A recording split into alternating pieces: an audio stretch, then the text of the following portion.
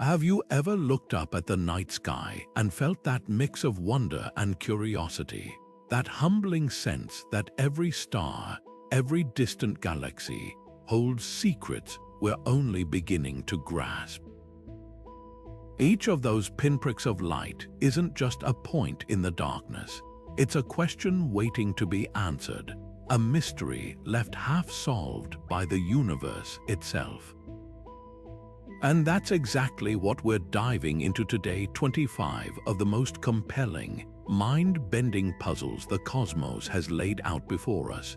Challenges that stretch from the vast, invisible architecture of dark matter to the profound silence that echoes between the stars. This isn't just a list of what we don't know. It's an invitation to join the search, to step into the role of cosmic detective and explore the tantalizing gaps in our understanding of reality. Think about it. We live in a time when science has unlocked so much: black holes imaged, gravitational waves detected, planets beyond our solar system discovered by the thousands. Yet for every answer, new questions emerge, deeper and more fascinating than the last. Some of these mysteries are ancient, haunting astronomers and philosophers for generations. Others have only recently come into focus, thanks to cutting-edge technology and daring missions into the unknown. But what ties them all together is this thrilling notion that the universe isn't a finished story. It's an ongoing conversation, and we're all part of it. So if you've ever wondered why galaxies spin faster than they should, or what strange forces might one day tear the cosmos apart, or whether we're truly alone in this immense expanse, you're in the right place. Over the course of this journey, we'll explore enigmas that defy intuition, challenge established theories, and just might redefine what it means to be part of this extraordinary universe. This is more than a tour of unsolved problems. It's a celebration of curiosity, a testament to human ingenuity, and a reminder that some of the greatest adventures are still waiting, written in starlight and waiting for us to read them. So let's begin. Picture this. You're standing in a vast, ancient cathedral, and you can see the arches, the stained glass, the pews, but you know, with absolute certainty, that 95% of the building's actual structure is made of a ghostly, invisible material. You can't see it, you can't touch it, but without it, the entire cathedral would fly apart. This isn't a scene from a fantasy novel. This is the reality of our universe. The stars, the galaxies, everything we can see and touch with our most powerful instruments accounts for less than 5% of what's actually out there. The rest, a profound and haunting mystery that has defined modern astrophysics, the nature of dark matter. It's the ghostly scaffolding holding the cosmos together.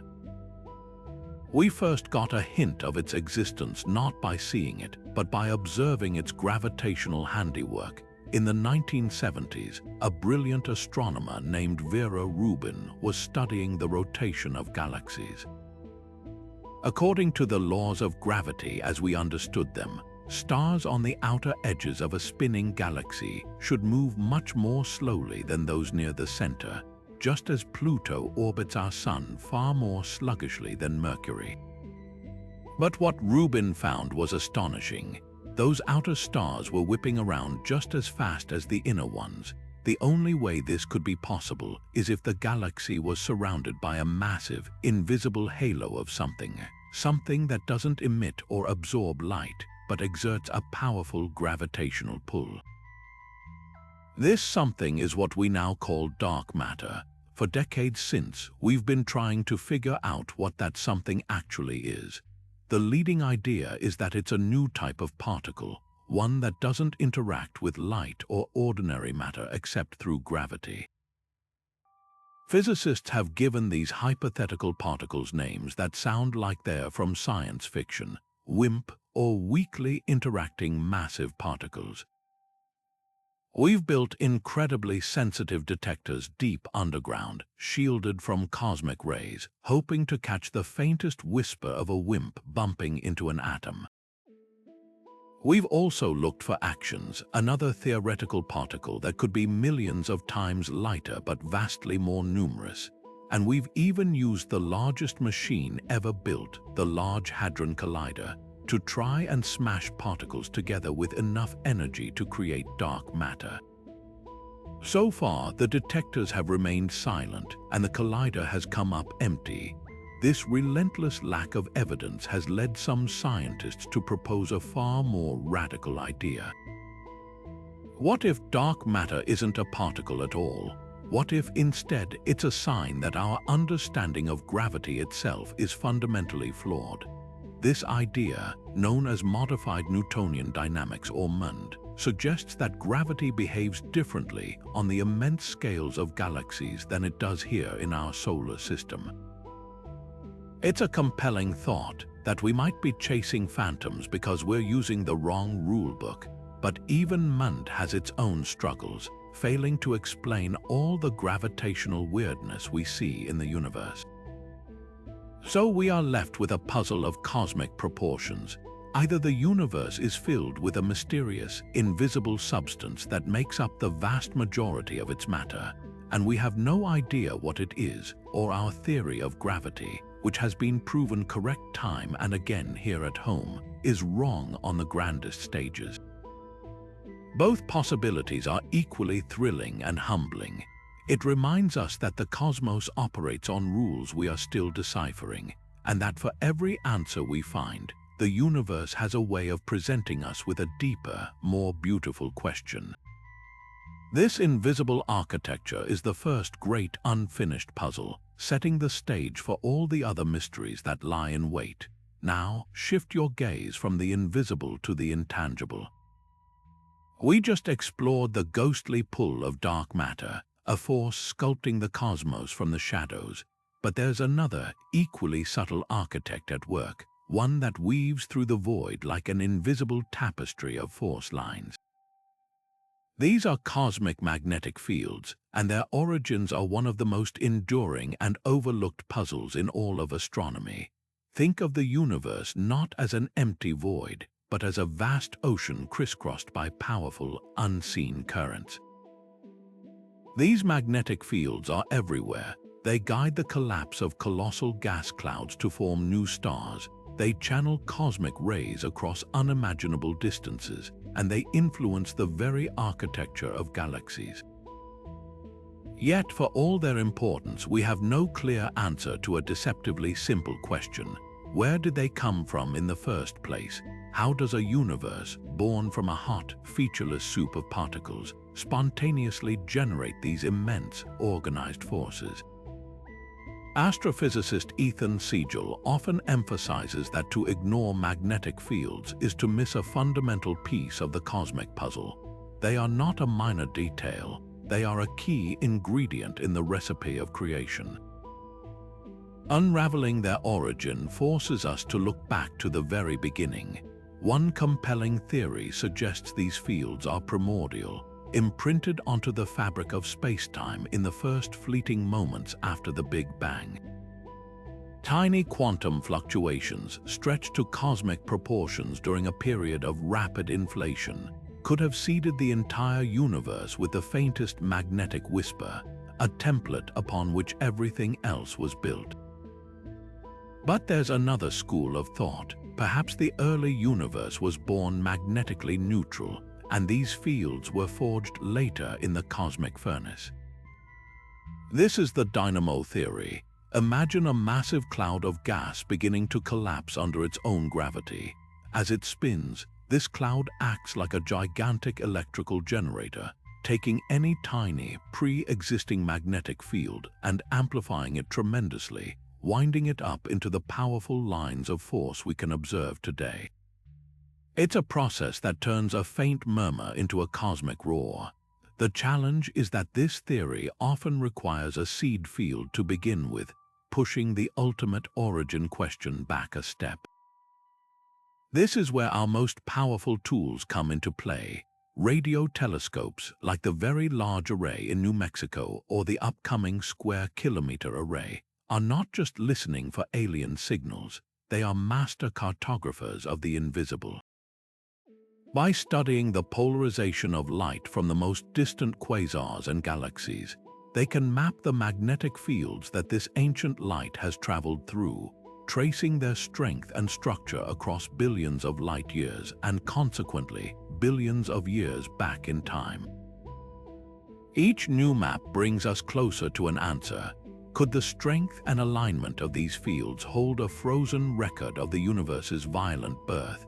Decoding this magnetic fossil could provide a direct window into forces and energies that have been lost to time since the first fraction of a second of existence. This isn't just about understanding magnetism, it's about using it as a cosmic time machine.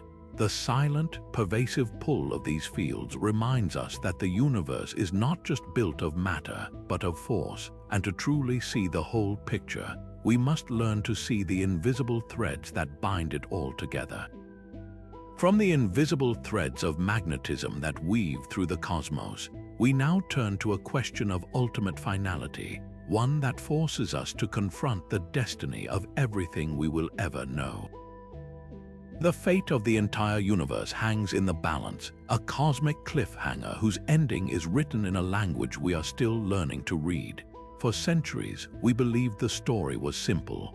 After the Big Bang, the universe would expand, gradually slowing down under the relentless pull of gravity, eventually leading to a final state, perhaps a fiery crunch or a slow, cold fade. But in the late 1990s, two teams of astronomers made a discovery so shocking it turned this entire narrative on its head and earned them the Nobel Prize.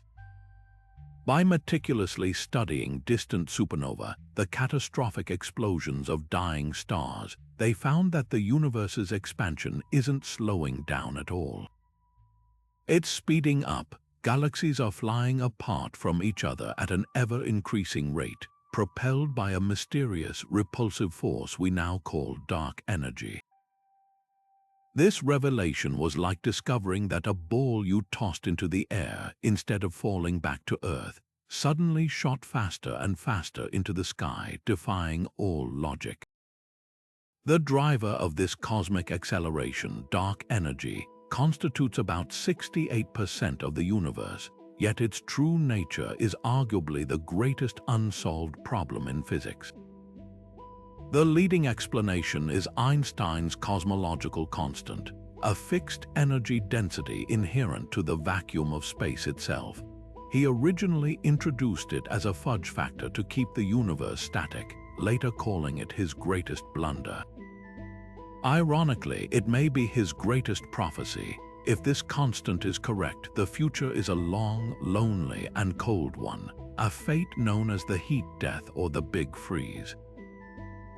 In this scenario, dark energy continues to push galaxies apart until they are so isolated that the sky of any surviving world goes completely black. Stars burn out, matter decays, and the universe approaches absolute zero, a state of eternal, silent equilibrium. But what if dark energy isn't constant?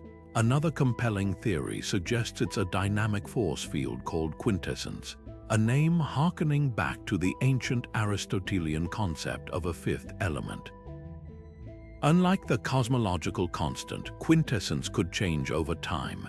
It could weaken, potentially allowing gravity to reassert itself one day, or it could grow stronger, leading to an even more dramatic and violent end. This is the Big Rip scenario. If dark energy's repulsive force becomes dominant over even the forces that hold atoms together, the very fabric of space-time itself would be torn apart. First galaxies, then solar systems, then planets, and finally molecules and atoms would be ripped to shreds in a catastrophic finale. Cosmologist Brian Greene often articulates the profound weight of this puzzle, pondering whether we are witnessing the prelude to an eternity of nothingness or a more cyclical story of rebirth. Some theories even suggest our understanding of gravity is incomplete on the largest scales, requiring a modification to Einstein's general relativity that would make the need for dark energy disappear entirely. Each possibility paints a radically different portrait of our ultimate destiny. Contemplating these cosmic endings isn't just an academic exercise, it forces a deeply human reflection. If the universe is indeed destined to fade into a frozen, empty darkness, what is the meaning of our fleeting existence within it? Our struggles, our art, our love, our brief candle of consciousness, all of it would be contained within a finite chapter of a story that ultimately concludes with silence. Yet, that very transience could be what makes every moment so precious. This puzzle challenges us to find meaning not in eternity, but in the temporary, beautiful complexity that the universe has allowed to emerge, setting the stage for even deeper mysteries about the nature of reality itself. Now let's zoom in from the vast, accelerating cosmos to the impossibly small, to a puzzle that strikes at the very heart of why the universe has the structure it does. We've marveled at dark energy pushing galaxies apart and dark matter holding them together, but what about the forces that dictate our everyday reality? Consider the four fundamental forces of nature. The strong nuclear force binds atomic nuclei. The electromagnetic force governs light and chemistry. The weak nuclear force drives radioactive decay. And then there's gravity. It holds planets, stars, and galaxies together, yet on the subatomic scale, it is almost laughably feeble. To put it in perspective, the gravitational attraction between two protons is a factor of 10 to the 36 times weaker than the electromagnetic repulsion pushing them apart. That's a 1 followed by 36 zeros. This isn't just a minor discrepancy, it's a canyon of incomprehensible scale between gravity and everything else. This is the hierarchy problem, and it asks a deceptively simple question. Why is gravity so incredibly weak? The problem finds its sharpest focus in the Higgs boson, the particle discovered at the Large Hadron Collider that gives all other fundamental particles their mass. The puzzle is that the Higgs mass is relatively small, about 125 times the mass of a proton.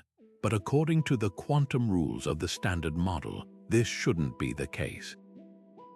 The Higgs boson is constantly bombarded by a cloud of virtual particles popping in and out of existence, and their interactions should drive the Higgs mass up to the highest possible energy scale in the universe, the Planck scale, which is a quadrillion times heavier than what we observe. It's as if you were trying to balance a pencil perfectly on its tip in the middle of a hurricane. The slightest nudge, the tiniest fluctuation, should send it flying over. The fact that the pencil remains standing, that the Higgs mass remains so small and stable, suggests something is protecting it, some beautiful underlying symmetry we haven't yet discovered. This is where the most elegant proposed solution enters the stage: supersymmetry. This theory proposes that every known particle has a hidden superpartner twin. For every quark, there's a squark. For every electron, a selectron. For every photon, a photino. The magic of this idea is that the quantum contributions from these superpartners would perfectly cancel out the enormous fluctuations trying to inflate the Higgs mass, leaving it at the small, stable value we measure. It would solve the hierarchy problem with a beautiful mathematical symmetry. Furthermore, the lightest of these supersymmetric particles is a prime candidate to be the dark matter that shapes our galaxies. For decades, this was the darling of theoretical physics. Yet, despite immense effort, not a single superpartner has been found at the Large Hadron Collider. Their continued absence is forcing physicists to consider even more radical possibilities. Perhaps the answer isn't in new particles, but in new geography. Theorists like Nima Arkani have explored the mind-bending concept that our universe might have more than the 3 spatial dimensions we experience. The idea is that gravity only appears weak because it is not confined to our three-dimensional universe like the other forces. Instead, it is diluted, spreading out into these extra, curled-up dimensions. To a being living in the full higher dimensional space, gravity would be just as strong as the other forces. We only experience its faint, leaked-out shadow. This would elegantly explain the hierarchy without needing a single new particle, though it would completely reshape our conception of reality. These are not just abstract ideas, they are being hunted down in the world's largest experiment. Deep underground at CERN, the Large Hadron Collider smashes protons together at nearly the speed of light, recreating conditions a fraction of a second after the Big Bang. Physicists scrutinize the debris of these collisions for any hint of a supersymmetric particle or a signature of energy disappearing into an extra dimension. So far, the universe has offered only silence, pushing these beautiful theories to their limits. This leads to perhaps the most profound, and to some most unsettling resolution, the multiverse. If our universe is just one of a vast, perhaps infinite, number of universes each with different laws and constants, then the hierarchy problem might not have a fundamental solution. In most universes, the Higgs mass is enormous, making chemistry and life impossible. We simply live in one of the rare, freak universes where the numbers are just right for atoms, stars, and ultimately us to exist. This anthropic explanation can feel like a Copernican demotion, suggesting that the forces we measure are not fundamental laws but mere local bylaws, a cosmic accident. The hierarchy problem, then, becomes a bridge connecting the tiniest particles to the largest cosmological ideas, a stark reminder that our search for a single, elegant theory of everything might be leading us into a multiverse of possibilities, each more strange and wonderful than the last. Imagine for a moment a cosmic camera flash, a burst of energy so intense it outshines the sun for a few thousandths of a second, then vanishes without a trace. This isn't a metaphor, it's a real astronomical phenomenon that has completely upended our understanding of the high-energy universe. We've just been contemplating the profound weakness of gravity and the hunt for supersymmetric particles, but out in the depths of space, nature is conducting experiments of its own, producing explosions of raw power that defy easy explanation. These are fast radio bursts, or FRB, and their mystery lies not in their duration, which is shorter than the blink of an eye, but in their staggering, almost unbelievable intensity. The story begins in 2007, when astronomer Duncan Lorimer and his student David Narkevic were sifting through old archival data from the Parkes Radio Telescope in Australia. They were looking for new pulsars, the spinning corpses of dead stars, but buried in the observations from 2001, they found something utterly bizarre. A single 5-millisecond burst of radio waves that didn't look like anything ever seen before. It was so powerful and so isolated that many in the astronomy community were deeply skeptical. Could it have been a glitch? A piece of terrestrial interference, or perhaps a microwave oven being opened prematurely by a careless astronomer at the observatory? It took years of further investigation and the discovery of more of these bursts by other telescopes to confirm that this signal, now known as the Lorimer burst, was indeed a real astrophysical event, and it was coming from far outside our galaxy. That first detection opened the floodgates. We now know that these events are happening all the time, all across the sky. Modern dedicated instruments, like the Canadian Hydrogen Intensity Mapping Experiment, or CHIME, are detecting them by the dozens, sometimes even multiple times a day. CHIME is a revolutionary telescope. It has no moving parts. Instead, it uses sophisticated digital signal processing to stare at a huge swath of sky continuously, making it the perfect sentinel for catching these incredibly brief cosmic fireworks. Each new detection adds another piece to the puzzle, but the picture that is emerging is more complex and fascinating than anyone could have imagined. So what could possibly create such a brief yet catastrophically energetic event? The leading theories are as dramatic as the bursts themselves. One compelling idea points to magnetars, which are a specific type of neutron star. Neutron stars are already the densest, most magnetic objects in the universe, but magnetars are the extreme sports athletes of the category. They possess magnetic fields, SO Chinese letter, that if one were located halfway between the Earth and the Moon, it would erase the magnetic strip on every credit card on the planet. The theory suggests that these stars can undergo starquakes, sudden ruptures in their incredibly rigid crust. This event would release a titanic amount of energy, shaking the star's immense magnetic field and accelerating particles to near light speed, producing a brilliant flash of radio waves that we see as an FRB. In a huge breakthrough, astronomers recently observed an extremely powerful FRB coming from within our own galaxy, and it was indeed associated with a known magnetar, providing the first solid piece of evidence for at least one source of these events. But that's likely not the whole story. Some FRBs are one-off events, a single shout in the cosmic dark. Others, astonishingly, repeat. They flash once, then go silent for days or weeks, only to flash again from the exact same location. This repetition rules out any kind of cataclysmic destruction of the source, like two neutron stars colliding and obliterating each other. For the repeating bursts, scientists have proposed models involving a highly magnetized neutron star in orbit around a massive companion star. As the neutron star plows through the violent wind of its partner, or as material from the companion falls onto its surface, it could trigger these intense, recurring eruptions.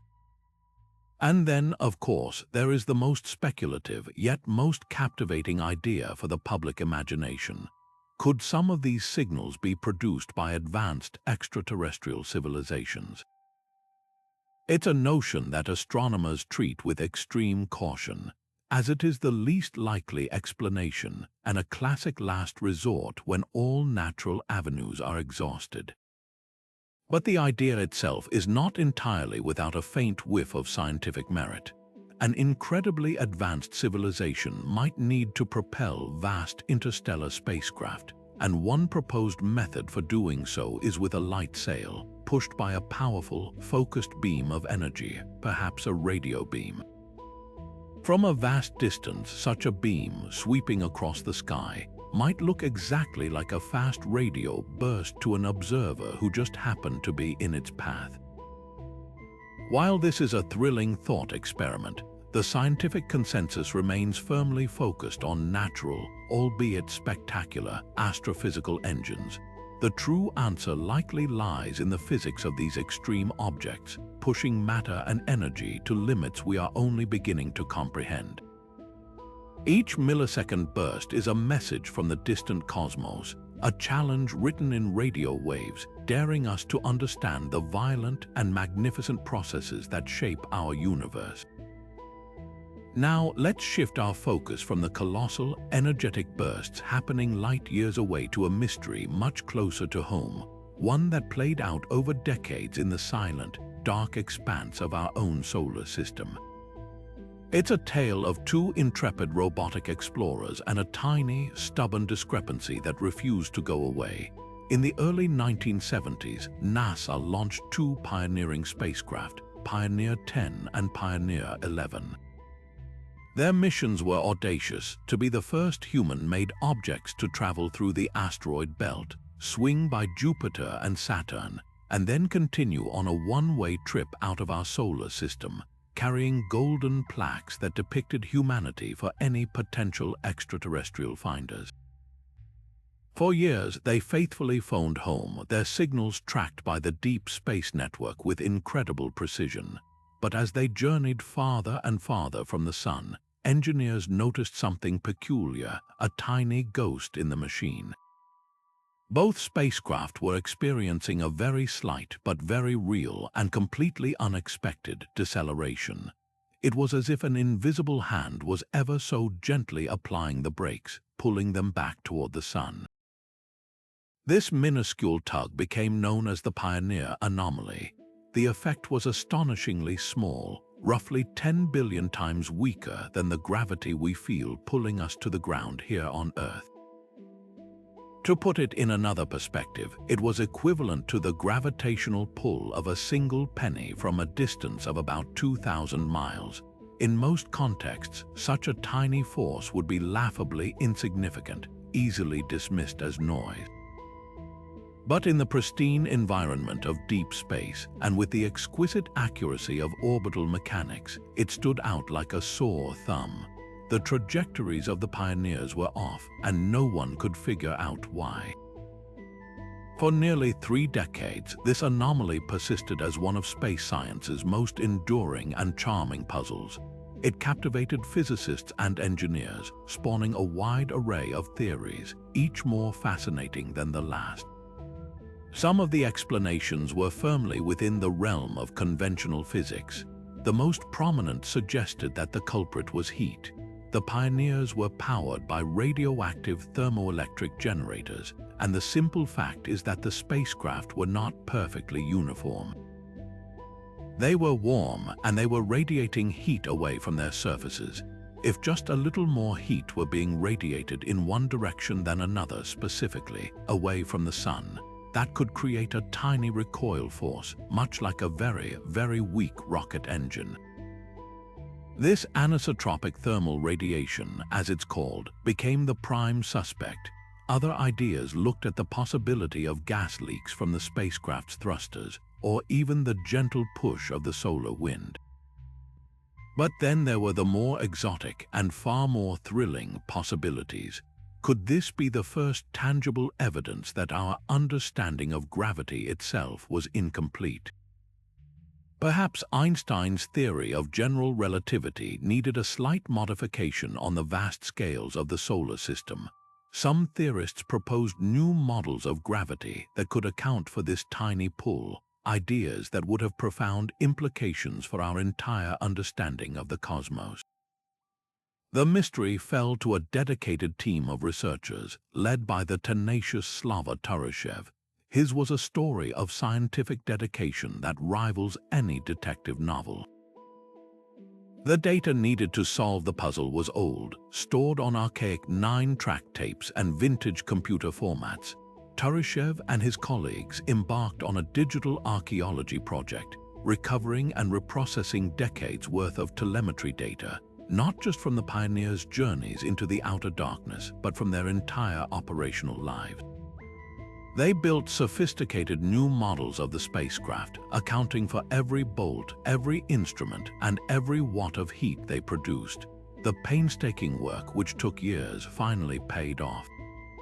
The team was able to show, with a high degree of confidence, that the anomalous acceleration could be almost entirely explained by that simplest of things, the recoil force from heat radiating from the spacecraft's electronics and power systems.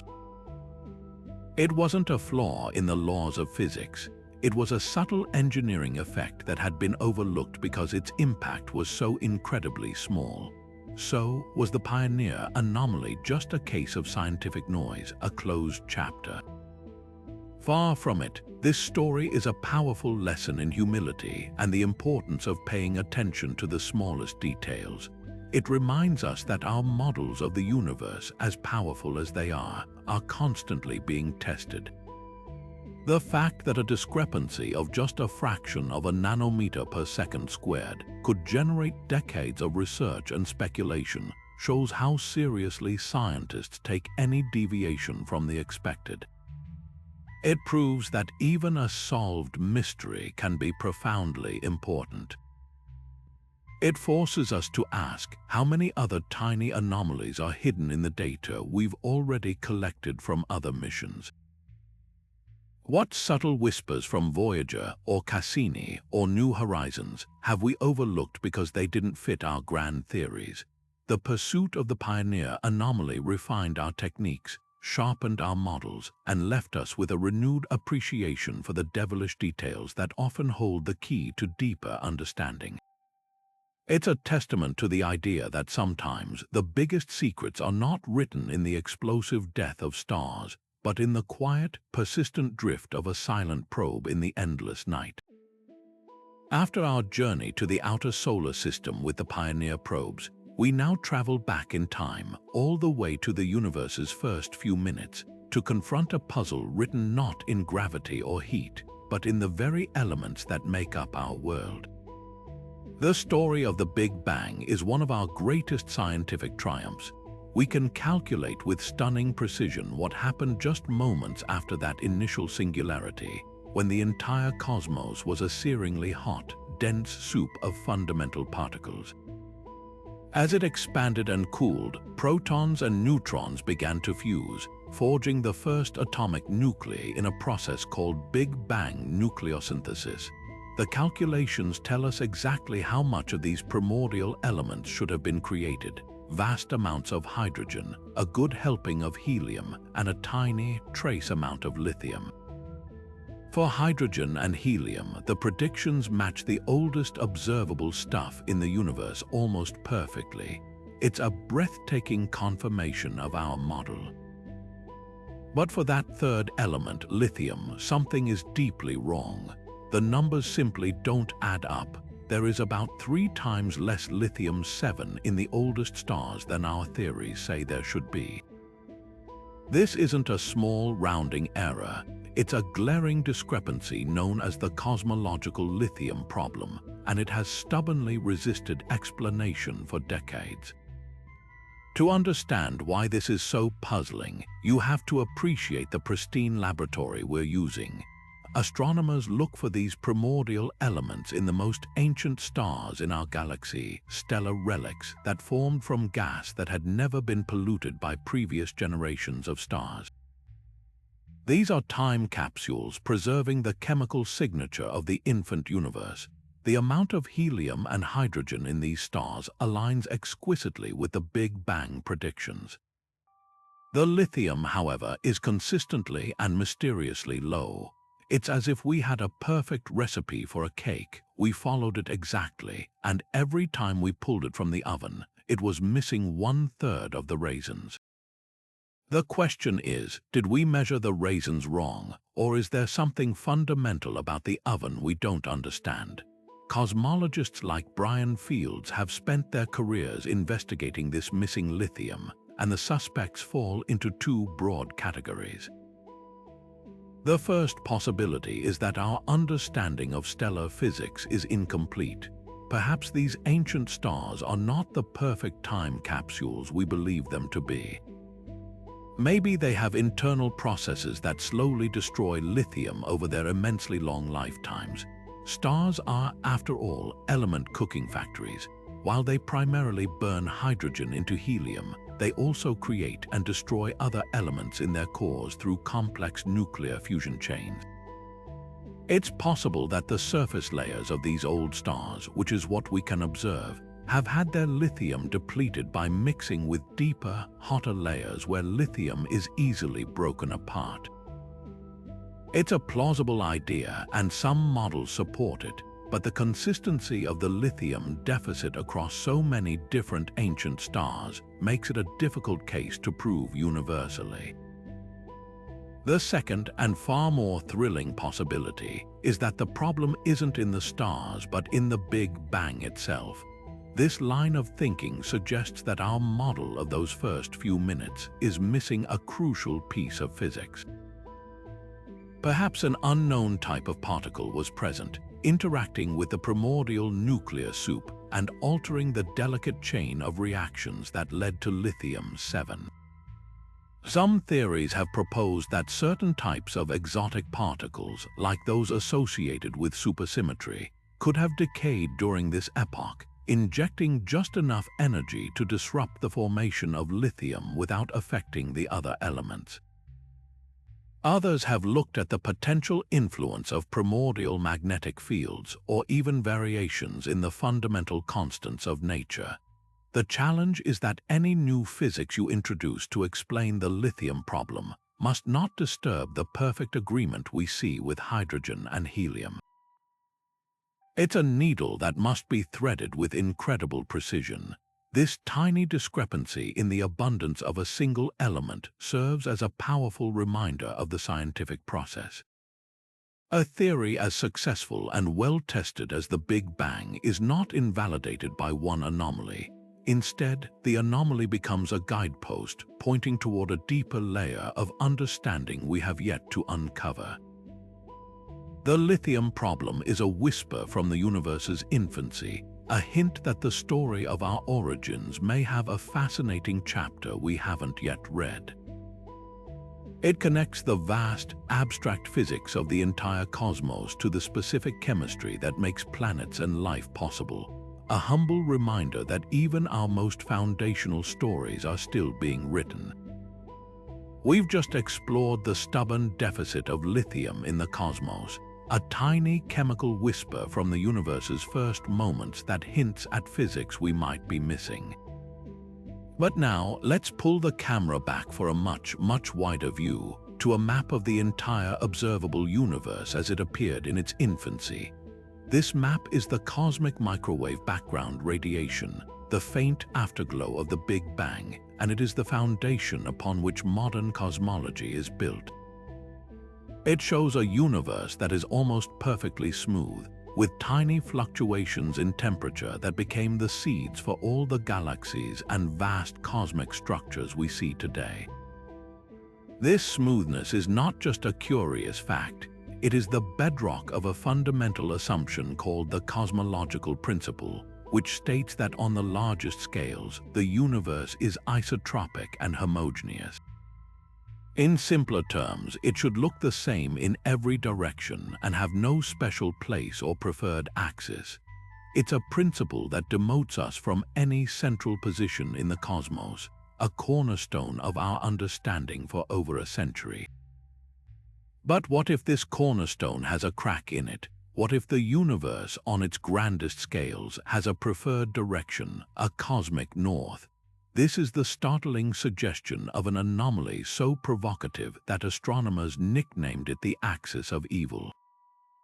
The story begins with NAS, a Wilkinson Microwave Anisotropy Probe, or WMAP, which spent years painstakingly measuring those tiny temperature variations in the cosmic microwave background with unprecedented precision.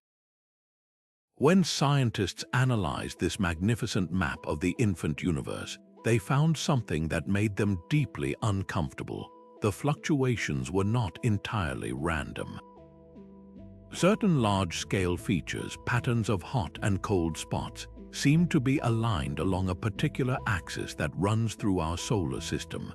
It's as if the universe has a subtle equator and we are sitting right on it.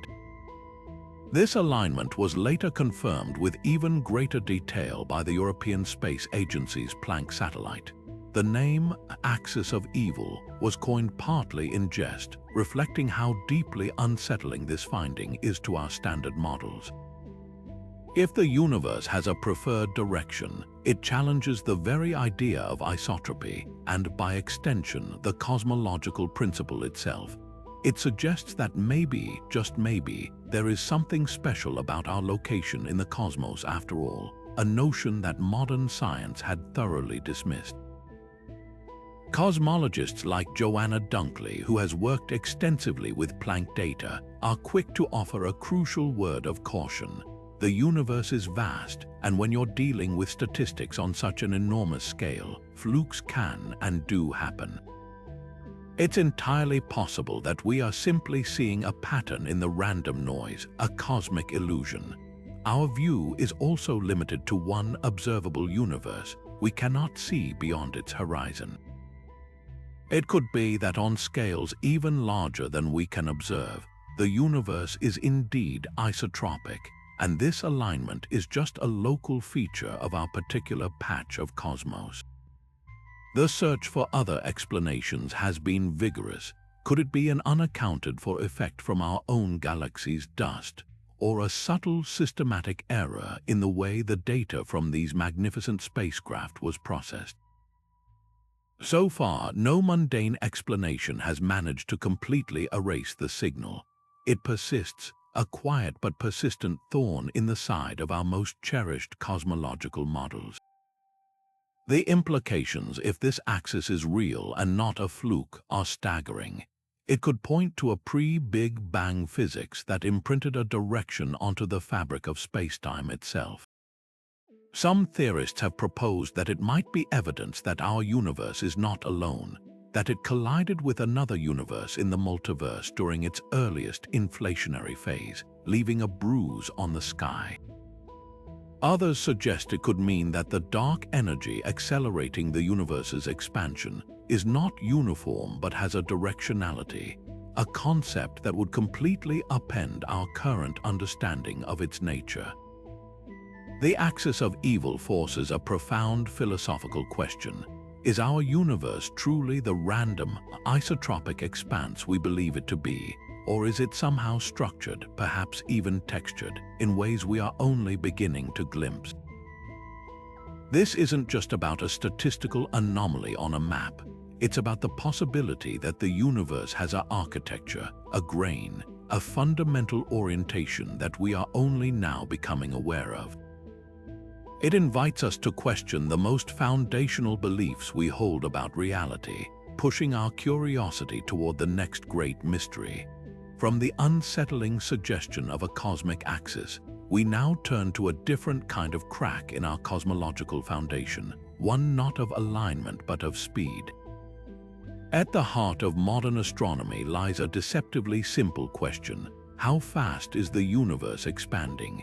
The answer to this question is given by the Hubble constant, a number that represents the current expansion rate of the cosmos. For decades, astronomers have been refining their measurements, employing two powerful but fundamentally different methods. The first, often called the distance ladder method, builds a chain of measurements step by step.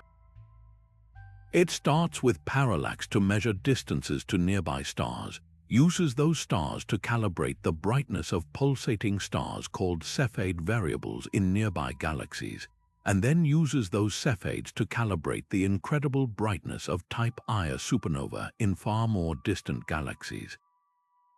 Because we know the intrinsic brightness of these supernova, we can measure how much the expansion of the universe has stretched their light and reddened it, giving us a direct measure of the expansion rate. This method, championed by teams using the Hubble Space Telescope, gives us a very precise value for the Hubble constant. The second method takes a completely different approach. Instead of looking at relatively nearby stars and galaxies, it looks back to the very beginning, to the cosmic microwave background radiation. By using the exquisitely detailed map of this ancient light provided by the Planck satellite, cosmologists can measure the subtle patterns of hot and cold spots.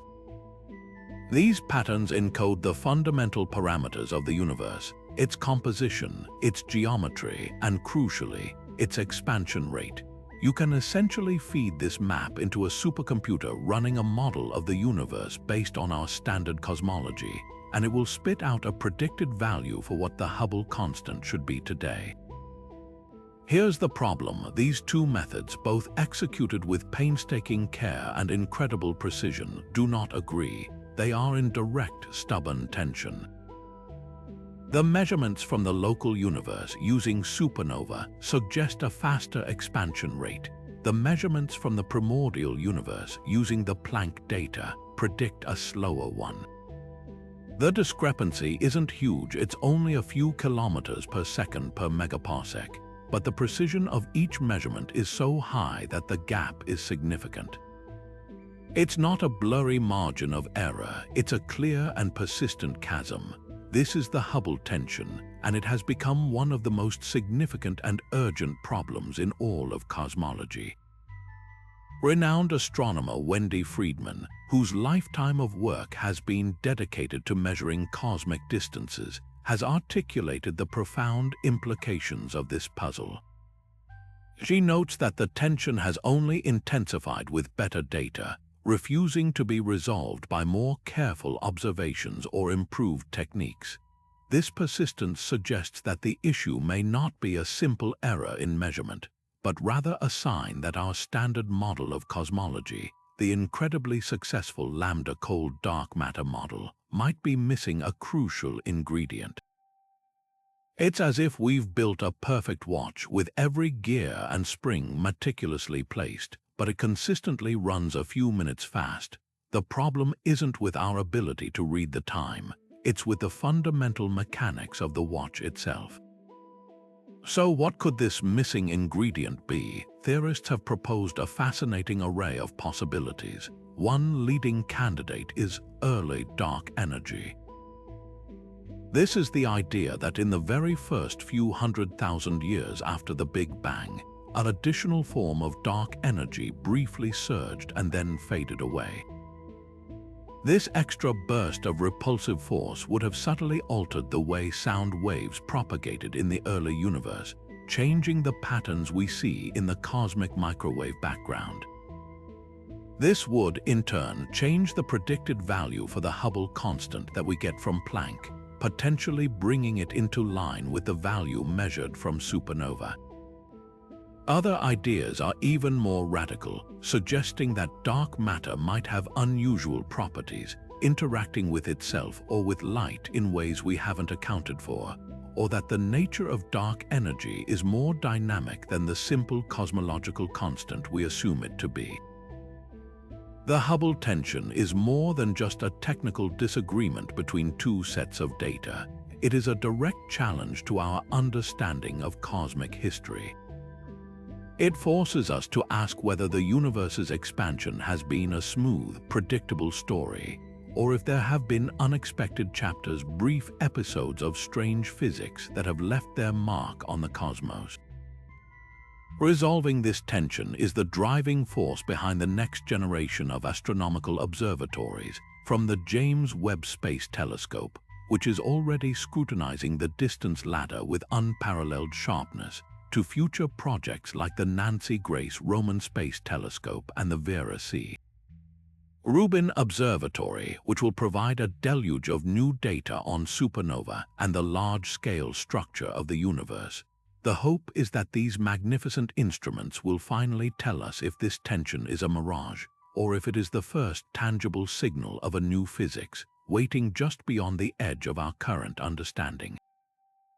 We've been mapping the cosmos, measuring its expansion and probing its earliest moments, but all of these investigations share a common, unspoken foundation. They happen within time. We take the flow of time for granted as the immutable stage upon which the cosmic drama plays out. But what if this stage is an illusion? What if time itself is not a fundamental part of the universe, but something that emerges from a more basic, timeless reality? This is not just philosophical musing. It is a deep and active puzzle in modern physics that challenges our most intuitive understanding of existence.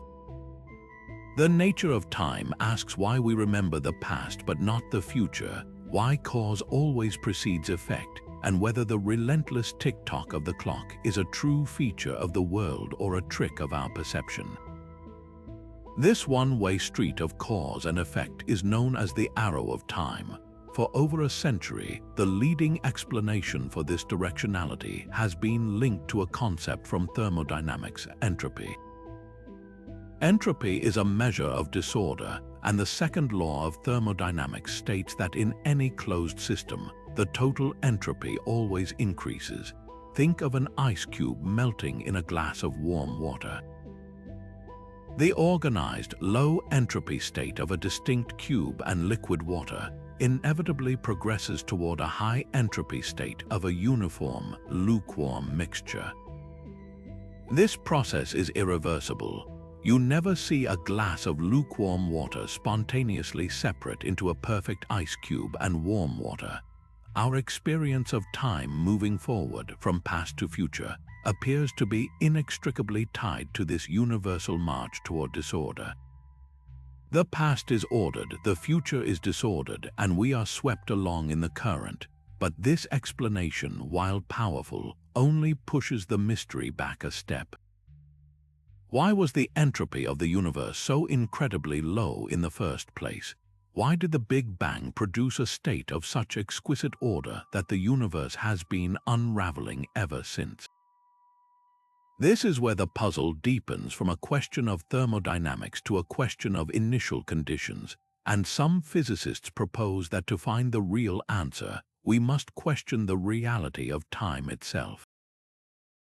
The revolutionary physicist Carlo Rovelli is a leading voice in this field. In his work on loop quantum gravity, a theory attempting to unite general relativity with quantum mechanics, he proposes that at the most fundamental level of reality, at the Planck scale, time does not exist. There is no before or after. There are only quantum events interconnected in a vast web of relations. What we perceive as the flow of time, Rovelli suggests, is a macroscopic illusion, a thermodynamic effect that emerges from our limited perspective, much like the sensation of wetness emerges from the interaction of countless individual water molecules, though no single molecule is itself wet. This radical idea is supported by the two pillars of modern physics themselves, though in a contradictory way. Einstein's theory of relativity already shattered the Newtonian idea of a universal, ticking clock. It showed us that time is relative. It slows down near massive objects, and for observers moving at high speed, your experience of time is not the same as someone else's if you are moving relative to each other. The now is not a universal moment, it is personal. This is not just theory, it is tested and confirmed daily. The GPS satellites orbiting Earth have to constantly correct for the fact that their clocks tick ever so slightly faster than clocks on the ground due to the effects of both their speed and the weaker gravity at their altitude. Without these corrections, the system would fail in minutes. Relativity paints a picture of a static, four-dimensional block universe where past, present, and future all exist simultaneously. The flow of time is a human illusion, yet in the quantum realm, time seems to play a very different role.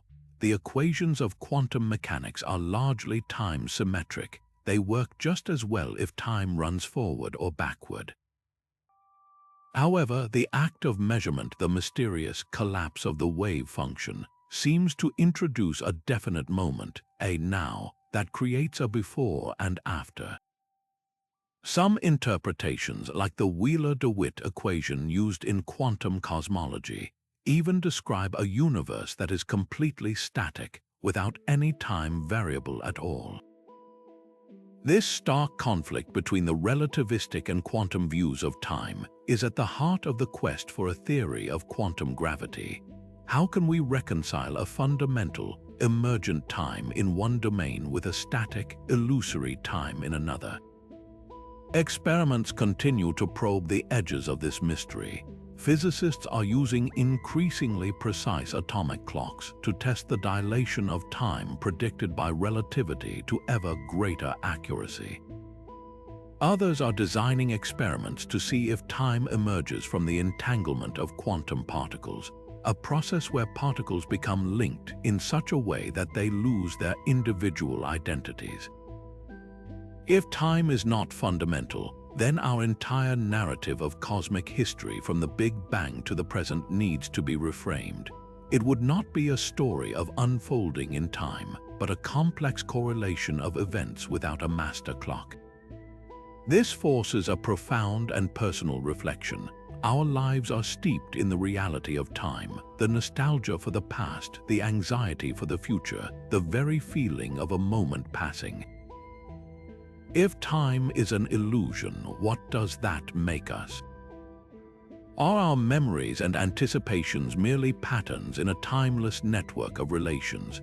This puzzle dissolves the boundary between the physical and the philosophical, connecting the fabric of space-time to the fabric of our own conscious experience, and pushing us to consider that reality may be far stranger and more wonderful than our everyday perceptions allow us to see. Yet if time itself is an illusion, a construct emerging from a deeper, timeless reality, then the ultimate stage upon which all physics plays out might be one of pure information. This brings us to one of the most profound and fiery debates in all of modern physics, a puzzle that forces us to confront the very nature of reality and pits two of our most successful theories against each other in a battle with no clear winner. This is the black hole information paradox, and it begins with a seemingly simple question with catastrophic implications. When something falls into a black hole, is all information about it lost forever? The story starts with Stephen Hawking's groundbreaking work in the 1970s. He realized that black holes are not completely black, due to weird quantum effects happening just outside the event horizon, the point of no return. Black holes should actually radiate particles, slowly leaking energy and losing mass. This Hawking radiation is incredibly faint for a large black hole, but it means that given enough time, a black hole will completely evaporate, vanishing from the universe in a final, faint puff of radiation. And here lies the terrible paradox. Hawking's calculations suggested that this radiation is entirely random, pure thermal noise. It carries no information whatsoever about what fell into the black hole to create it. Whether you threw a perfect diamond, a library of encyclopedias, or a mountain of dirty laundry into the black hole, the resulting Hawking radiation would be exactly the same. This is a direct violation of a fundamental tenet of quantum mechanics, the principle of unitarity, which states that information cannot be destroyed. It can be scrambled, it can be hidden, but it must in principle be recoverable. Hawking's work suggested that black holes are the ultimate shredders, irreversibly destroying the universe's information. This idea was so troubling that it led to the famous bet between Hawking and fellow physicist Leonard Susskind, with Hawking betting that information was lost and Susskind betting it was preserved. Susskind and others argued that if Hawking was right, it would mean we have to throw out quantum mechanics, the incredibly successful framework that governs the world of atoms and particles. The conflict became known as a war between general relativity, which describes the gravity of black holes so well, and quantum mechanics, which insists information must be saved. For decades, this was an intellectual stalemate. Then, in the 1990s, a revolutionary idea emerged, the holographic principle. This principle suggests that all the information describing everything within a volume of space can actually be thought of as encoded on its boundary, like a three-dimensional movie being projected from a two-dimensional screen. For a black hole, this means all the information about everything that ever fell in is not lost inside the singularity, but is instead smeared across the event horizon, preserved in the microscopic structure of this surface. When Hawking radiation is emitted, it can slowly and subtly carry that information away, encoded in the correlations between the radiated particles. In 2004, Stephen Hawking himself conceded the bet, admitting that he believed information was in fact preserved. But the story didn't end there. It took an even stranger turn. If information is stored on the event horizon, what happens to you if you fall in? From the perspective of an outside observer, you would appear to be vaporized and encoded onto the horizon, your information slowly radiating away. But from your own perspective, according to general relativity, you should pass smoothly through the horizon and continue toward the central singularity, completely unaware of any drama. This creates a paradox. Are you vaporized on the surface, or are you cruising through it? You can't be both. To resolve this, some physicists, like Joseph Polchinski, proposed a truly terrifying solution, the firewall. The idea is that the event horizon is not a peaceful place at all, but a searing wall of high-energy particles that would instantly incinerate any matter falling through it. This preserves the information for the outside universe, but completely violates the central prediction of general relativity that crossing the horizon should be an uneventful experience. The firewall is a desperate, almost violent solution that highlights how deeply problematic the information paradox remains. Today, the debate is far from settled. New ideas are constantly emerging from equals EPA, which suggests wormholes connect particles of Hawking radiation to their interior partners, to the concept of islands in the stream of radiation that somehow contain the missing information. The stakes could not be higher. This is not just an abstract argument about black holes, it is a direct assault on the problem of quantum gravity. Finding out how black holes preserve information and what truly happens at their horizons is our best testing ground for any theory that seeks to unite the world of the very large with the world of the very small. Resolving this paradox might finally provide the key that unlocks a unified theory of everything, revealing a universe that is, at its heart, not a collection of things, but a tapestry of information forever conserved, forever connected, in ways we are only beginning to imagine. After contemplating the fiery paradoxes of black holes and the fundamental nature of information, we now turn to a mystery that is, in many ways, the most personal of all. It's a question that bridges the gap between the cold, physical laws of the cosmos and the warm, buzzing reality of our own existence. How does non-living matter, a collection of inert atoms obeying the simple rules of chemistry and physics, suddenly cross a threshold and become alive? The origin of life is a puzzle that has captivated philosophers and scientists for millennia, and while it might seem like a question for biologists here on Earth, it is profoundly and inescapably cosmic in its dimensions. The ingredients for life are written in the stars, forged in the nuclear furnaces of ancient suns, and scattered across the galaxy in great clouds of gas and dust. The question of how those ingredients assembled themselves into a living cell is not just about our own planet's history. It is a question about the universe's potential for animation, for consciousness, and for meaning. For a long time, the search for life's origins was confined to models of Earth's early environment, like the famous Miller-Urey experiment of the 1950s, which demonstrated that the simple molecules thought to be present on the young Earth could combine to form amino acids, the building blocks of proteins, when sparked by lightning. But the investigation has since exploded outward into the solar system and beyond. We now know that the universe is pre-loaded with the organic precursors for life. Telescopes like the Atacama Large Millimeter Array have detected complex carbon-based molecules, including sugars and alcohols, in vast interstellar clouds where new stars and planets are being born.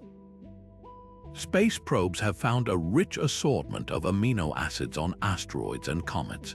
The Murchison meteorite, which fell in Australia in 1969, contained over 90 different amino acids, many of which are not used by life on Earth, proving that these fundamental compounds can form readily in the environment of space. This has led to the compelling idea of panspermia, the hypothesis that life, or at least its crucial components, could have been delivered to Earth aboard these celestial travelers, seeding our planet with the spark of Genesis from elsewhere in the cosmos. This cosmic perspective is the heart of modern astrobiology, a field dedicated to answering the monumental question, are we alone? Leading this charge are researchers like MIT astrophysicist Sarah Seeger, who has pioneered methods to search for signs of life or biosignatures on planets orbiting other stars. The strategy has moved beyond simply looking for planets in the habitable zone, the region around a star where temperatures might allow liquid water to exist.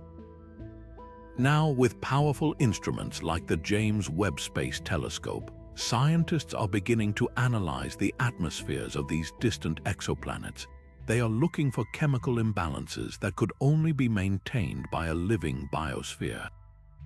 On Earth, the simultaneous presence of large amounts of oxygen and methane in our atmosphere is a classic biosignature because these gases react with each other and would quickly cancel each other out unless they were being constantly replenished by biological processes, in this case, by photosynthesis and methanogenesis. Finding a similar imbalance in the light filtering through the atmosphere of a distant world would be, while not definitive proof, the most tantalizing hint of life beyond Earth we have ever discovered.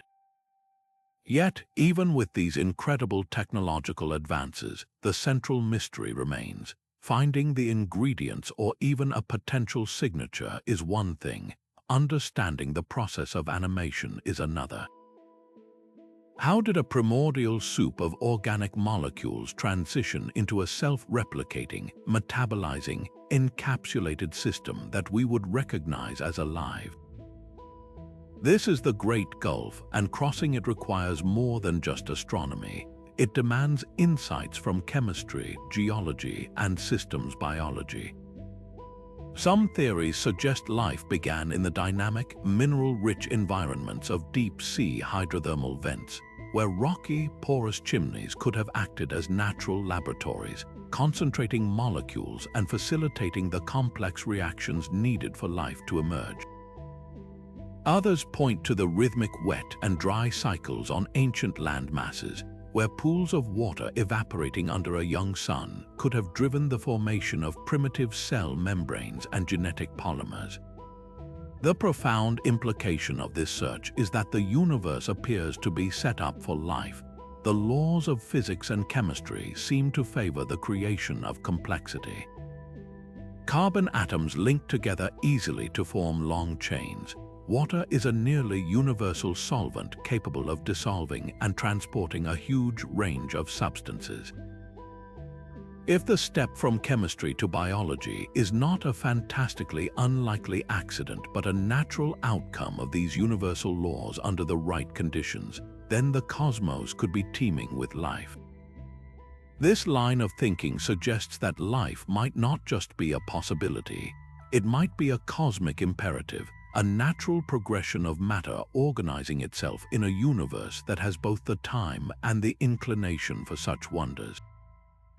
This puzzle connects the deepest workings of atoms to the grandest scale of galaxies, framing our own existence not as a lonely accident, but as a potentially integral part of a living, breathing universe.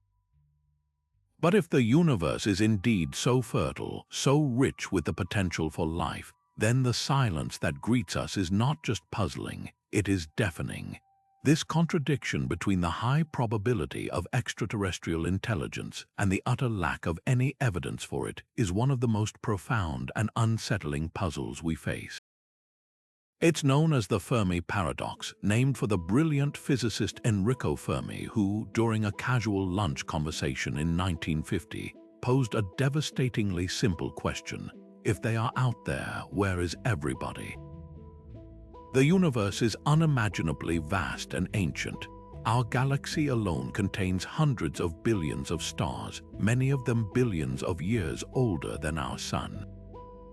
With so much time and so many potential homes, it seems statistically inevitable that life would have arisen elsewhere, and that at least some of that life would have developed intelligence, technology, and the desire to explore or colonize the galaxy. The math suggests the Milky Way should be teeming with civilizations, yet our telescopes and radios have picked up nothing but the natural background hum of the cosmos. This great silence forces us to confront some deeply uncomfortable possibilities about life, intelligence, and our own future. One of the most compelling frameworks for thinking about this paradox is the concept of the Great Filter. This idea suggests that there is some incredibly difficult step, some nearly insurmountable barrier, in the progression from non-living matter to a spacefaring civilization that permanently prevents most life from advancing beyond a certain point. The terrifying question is not if the filter exists, but where it lies in our own past or future. Is the filter behind us perhaps the emergence of life itself, or the jump from simple prokaryotic cells to complex eukaryotic cells is so astronomically unlikely that it has only happened once in our galaxy? If that's the case, we are truly alone, and the silence is a reflection of a sterile cosmos. But if the filter is behind us, that is a reason for incredible celebration. It would mean we are the first, that the galaxy is our birthright, waiting for us to fill it. The more haunting possibility is that the great filter lies ahead of us. Perhaps the development of advanced technology inevitably leads to self-destruction through nuclear war, uncontrollable artificial intelligence, or ecological collapse. The silence, then, would be a graveyard of civilizations that reached our level of development and then promptly vanished. Every day we avoid annihilating ourselves, we might be quietly and miraculously passing through the filter. Other theories are less apocalyptic but no less strange. The zoo hypothesis suggests that advanced civilizations are indeed out there, and they are aware of us, but they have chosen to deliberately avoid contact, placing Earth in a kind of cosmic wildlife preserve to allow our culture to develop naturally without interference. Alternatively, the planetarium hypothesis posits that our entire observable universe could be a sophisticated simulation or an illusion, crafted by a hyper-advanced intelligence, making the search for others within the simulation pointless. Or perhaps the truth is simply that space is too big and time is too long. The distances between stars are so immense that even a civilization intent on exploration might find it impractical. And the timelines of civilizations might be incredibly short. They could bloom and fade in a geological instant, their brief signals disappearing into the static before we ever thought to listen. For over 60 years, scientists have been listening intently through projects like SETI, the search for extraterrestrial intelligence. Using massive radio telescopes, they have scanned the skies for any artificial signal, any pattern in the noise that would betray the presence of another technological species. While there have been a few tantalizing false alarms, like the famous WOW signal, the result has been a profound and unbroken silence. Newer initiatives are expanding the search, looking not just for radio waves but for laser pulses, megastructures around distant stars, or even atmospheric pollution that would indicate industrial activity. The silence from these efforts is not a failure, it is data. It is telling us something crucial about the nature of life and intelligence in the universe. It forces a humbling reflection on our own place in the cosmos. Are we a precious, fragile miracle, the only ones to have made it this far? Or are we a naive young species, blissfully unaware of the dangers that inevitably snuff out civilizations like ours? The Fermi Paradox holds up a mirror, and the face staring back is our own, challenging us to grow up, to survive, and to perhaps one day become the ancient, wise civilization we've been searching for all along. Amidst the profound and unsettling silence of the Fermi Paradox, a single, brilliant shout seemed to defy the quiet, if only for a moment. On a warm August evening in 1977, the Big Ear radio telescope at Ohio State University was engaged in its routine but monumental task, slowly scanning the sky as part of the ongoing search for extraterrestrial intelligence. The system was automated, its data printed out on long, continuous reams of paper to be reviewed later by human eyes. A few days after that night's observation, a volunteer astronomer named Jerry Amon was performing his own quiet scan of the data, his eyes moving down columns of letters and numbers representing signal strength. And then he saw it, a sequence so powerful, so unlike anything else on the page that it stopped him cold. The alphanumeric code 6-5 represented a signal that peaked with an intensity 30 times louder than the background cosmic noise. It was a pure, narrowband radio transmission, exactly the kind that theorists predicted an advanced civilization might use to broadcast its presence across the light years. Stunned, Eamon grabbed a red pen and circled the sequence. In the margin, he wrote a single, heartfelt word that would echo through history. Wow, the characteristics of the signal were and remain perfect. It was strong. It was concentrated on one specific frequency, 1420 MHz, which is a protected band where earthly transmitters are forbidden to broadcast because it happens to be a natural emission frequency of hydrogen, the most common element in the universe, a frequency any technologically adept species would know to listen to. It appeared and then vanished as the telescope's twin beams scanned across the sky, lasting for the full 72 seconds that the big ear could hold any single point in its view. It had the unmistakable fingerprint of a potential artificial, extraterrestrial origin. The excitement within the small SETI community was electric. This was it. This was the signal they had been waiting for, the one that would change everything. Jerry, Eamon, and others immediately began trying to find it again.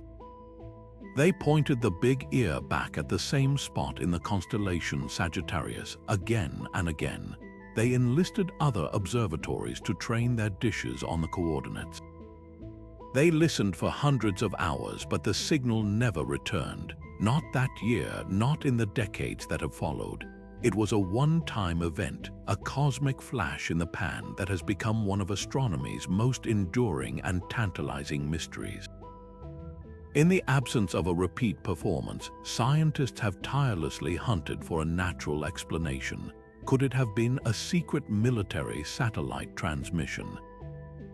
The frequency band was protected, making this highly unlikely, and no known satellites were in that region at the time. What about a reflection of a terrestrial signal bouncing off a piece of space debris? The specific signature and the way the signal rose and fell with the telescope's beam pattern make this also seem improbable. One of the most discussed natural theories was proposed decades later by astronomer Antonio Paris, who suggested the signal could have been generated by the hydrogen cloud surrounding a passing comet. The problem, the two comets he proposed as candidates were not actually in that part of the sky on that specific night in 1977. While inventive, the comet hypothesis, like all others, has failed to gain widespread acceptance because it doesn't quite fit all the facts of the observation. The frustrating and beautiful truth is that no prosaic explanation has ever satisfactorily solved the WOW signal. It remains an outlier, a data point that refuses to be easily dismissed. This singular event encapsulates the entire emotional roller coaster of the search for cosmic company. It represents the highest high, the moment of pure, unadulterated potential, the shock of seeing something in the data that screams other. And it represents the deepest low, the agonizing frustration of a mystery that remains stubbornly unsolved despite our best efforts. Jerry Eamon himself, while forever linked to the signal, has remained a cautious scientist. He has never claimed it was proof of aliens, only that it was a signal unlike any other he had ever seen, and that an extraterrestrial origin remains a real possibility among several. The WOW signal is a ghost, a whisper that may have crossed a vast interstellar distance only to be heard once by one instrument and then lost forever. It forces a humbling reflection on our methods. Our telescopes, even today, can only stare at one tiny piece of the sky at a time. The universe is flooding with transient events, explosions, pulses, flares, that last for mere seconds or minutes. How many signals, how many cosmic greetings have flashed in the depths of space while all our telescopes were pointed elsewhere? The WOW signal is a monument to the possibility that we are not listening widely enough or long enough to hear a conversation that might be happening all around us. It is a reminder that the greatest discovery in human history might already be buried in an old stack of computer printouts, waiting for us to understand what we've already seen. While the wow signal represents a fleeting, one-off event that has never repeated, our next puzzle introduces us to a star that behaves so strangely, so persistently, that its very existence seems to defy conventional explanation. This isn't a brief radio burst, it's a stellar light curve that looks like nothing else in the sky, a mystery written in the missing light of a star 1,400 light-years away. Officially catalogued as KIC 8462852, this star is far better known by the name it earned from the woman who brought its bizarre behavior to the world, Tabby star, named for astrophysicist Tabitha Boyajian. The story of its discovery is a beautiful testament to the new era of scientific exploration, one where the line between professional astronomers and passionate amateurs is beautifully blurred. The star was first flagged not in a university department, but by a group of citizen scientists participating in the Planet Hunters project. This online initiative allows anyone with an internet connection to sift through the mountains of data collected by NASA's Kepler Space Telescope, looking for the telltale dips in starlight that occur when a planet passes in front of its host star. These transits are usually neat, symmetrical, and periodic. But what the volunteers found in the data from Tabby's star was something else entirely. The light curves were chaotic, dramatic, and utterly unlike anything caused by a simple planet. The star's brightness would plummet by up to 22%, a staggering amount in irregular, asymmetrical dips that lasted for days and sometimes weeks at a time. It was as if something was sporadically and messily blocking a huge portion of the star's light. When Tabitha Boyajian and her team published the paper describing this bizarre behavior, the internet and the astronomical community erupted with fascination. The puzzle was so compelling that it earned the star its other popular nickname, Boyajian Star, and inspired a wildly successful Kickstarter campaign that raised over $100,000 to secure dedicated time on ground-based telescopes for further study. In a beautiful reflection of the public's thirst for cosmic mystery, it became the subject of countless articles, videos, and discussions. The central question was simple yet profound: what could possibly be causing this? The initial, natural explanation proposed by Boyajian and others was a massive, fragmented swarm of comets. The idea was that a family of exocomets, perhaps disturbed by the gravity of a passing star, could have been pulled into elongated orbits around their sun, creating a vast, dusty cloud that would periodically block its light in an irregular pattern. While this remains a plausible hypothesis, it strains credulity. The sheer amount of dust and debris required to block that much light is almost unimaginably vast, and such a swarm would be a transient phenomenon on a cosmic timescale, making us incredibly lucky or unlucky to be observing it. This is where the most famous and most speculative theory entered the public consciousness, catapulting the star to international fame. Astronomer Jason Wright, among others, floated a truly sci-fi possibility. Could we be seeing the signature of a megastructure, specifically something akin to a Dyson swarm, a hypothetical collection of energy collecting satellites or habitats constructed by an advanced civilization to harness the power of their star? The irregular, deep dimming could, in theory, be explained by enormous artificial constructs in various states of construction, passing in front of the star. While Wright and every other serious scientist were quick to emphasize that this was the least likely explanation and that extraordinary claims require extraordinary evidence, the idea captured the public's imagination like few other astronomical discoveries. It was a perfect storm of real science and captivating possibility. Years of intense follow-up observation have only deepened the mystery. the star has exhibited both long-term dimming, fading by about 14% over the last century, as well as those sharp, dramatic short-term dips. Observations across the electromagnetic spectrum have shown that the dimming is more pronounced at some wavelengths than others, a clue that strongly points toward dust as the primary culprit, as dust scatters blue light more effectively than red. This evidence has made the alien megastructure hypothesis fade significantly from scientific consideration, but it has not solved the puzzle. What natural process could create such immense, dynamic, and dusty structures around a star? The comet swarm idea is still on the table, but other theories have emerged, including the possibility of a giant, shattered planet or moon creating a colossal debris field, or even intrinsic variability within the star itself that we simply don't understand.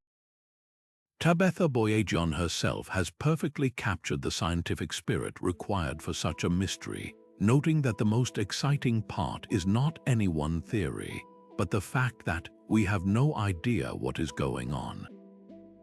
Tabby's star stands as a powerful reminder that our catalogue of the heavens is still filled with surprises. It proves that sometimes the most significant discoveries are not the answers we find, but the questions we didn't even know to ask. It demonstrates the incredible power of citizen science to bring anomalous data to light, and the vital role of public engagement in funding and fueling pure scientific curiosity. This one strange star challenges us to think bigger, to question our assumptions about stellar behavior, and to wonder just how many other cosmic oddities are hiding in plain sight, waiting for a curious mind to notice a glitch in the data and ask, "What is that?" While we can study strange stars and listen for cosmic signals, the grandest motions in our universe often go unnoticed, a silent river of galaxies flowing through the void. For decades, astronomers have known that our Milky Way is not adrift in stillness. Along with our local group of galaxies, we are moving at a staggering 2 million kilometers per hour through space. But this isn't a random drift, it's a purposeful journey, a cosmic migration toward a specific, powerful source of gravity that lies in the direction of the constellations Centaurus and Hydra. This mysterious, unseen force was dubbed the Great Attractor, and for a long time, it was one of the most frustrating puzzles in cosmology because we couldn't actually see it. Our own galaxy was blocking the view. The heart of the problem is a region of the sky astronomers call the zone of avoidance. This isn't some mystical barrier, it's simply the thick plane of our own Milky Way, which is so dense with stars, gas, and dust that it acts like a cosmic smokescreen, completely obscuring our optical view of what lies beyond it in that particular direction. It's as if we're trying to see a distant mountain range from inside a dense, foggy forest. For years, the Great Attractor was a ghost, its presence inferred only by its powerful gravitational tug on us and thousands of other galaxies. We knew something massive was there, pulling us in, but its true nature remained hidden behind a veil of stars. The key to piercing this veil was to stop using light our eyes can see, and instead listen to the universe in different languages. Infrared and radio telescopes can peer through the cosmic dust that blocks visible light. Pioneering astronomers like René Cron-Courtoueg led the charge, using these tools to conduct a grand cartographic project of the hidden realm. They painstakingly mapped the distribution of galaxies behind the Milky Way's bulge, and what they found was both astounding and humbling. They didn't find a single monolithic super-object. Instead, they revealed that the Great Attractor is not a destination, but rather a direction, a signpost pointing toward an immense concentration of mass known as the Laniakea supercluster. Laniakea, which means immeasurable heaven in Hawaiian, is our cosmic home address on the grandest scale. It's a vast filamentary network of over 100,000 galaxies, all bound together by gravity and flowing toward a common center of mass, a gravitational valley known as the Norma cluster. This dense cluster, along with the surrounding mass of the entire supercluster, is the primary source of the pull we feel. The Great Attractor is this overarching gravitational field, the combined pull of all this normal and dark matter. Yet, even with this monumental discovery, the puzzle isn't entirely solved. The motion of our galaxy suggests there might be something even more massive and more distant pulling both us and the entire Laniakea supercluster, an entity sometimes called the Shapley Attractor. This hints at structures of almost unimaginable scale, a cosmic web of gravity whose full architecture we are only beginning to trace. This journey of discovery forces a profound reflection on our place in the cosmos. We inhabit a galaxy that is itself part of a vast supercluster, all of us in motion, drawn by forces from realms we once could not see.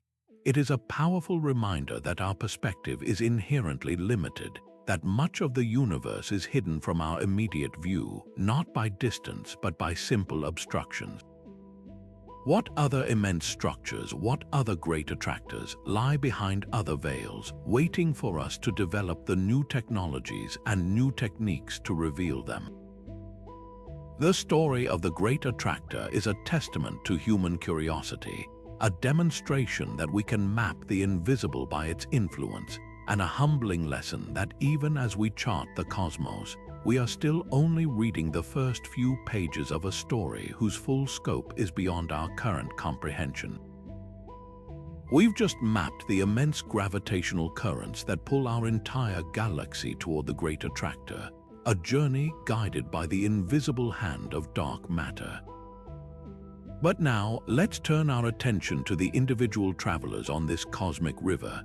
Not stars or galaxies, but single, subatomic particles that arrive at Earth carrying more punch than anything we can possibly create. These are ultra-high-energy cosmic rays, and they represent one of the most violent and perplexing mysteries in all of astrophysics. Imagine a single proton, a tiny fundamental particle, hurtling through space with so much energy that its motion is comparable to a well-thrown baseball. This isn't a metaphor. The kinetic energy of these particles can be millions of times greater than what we achieve in our most powerful particle accelerator, the Large Hadron Collider. When one of these cosmic bullets slams into the upper atmosphere, it creates a spectacular cascade of secondary particles, a sprawling avalanche of matter and energy that rains down over an area the size of a small city. These events are so rare that over an area the size of a football field, we might see only one per century. Catching them requires not a single telescope, but a continent-sized detector. This is precisely what physicists like Nobel laureate James Cronin envisioned when he pioneered the construction of the Pierre Auger Observatory, named after the French physicist who first discovered these cosmic rays.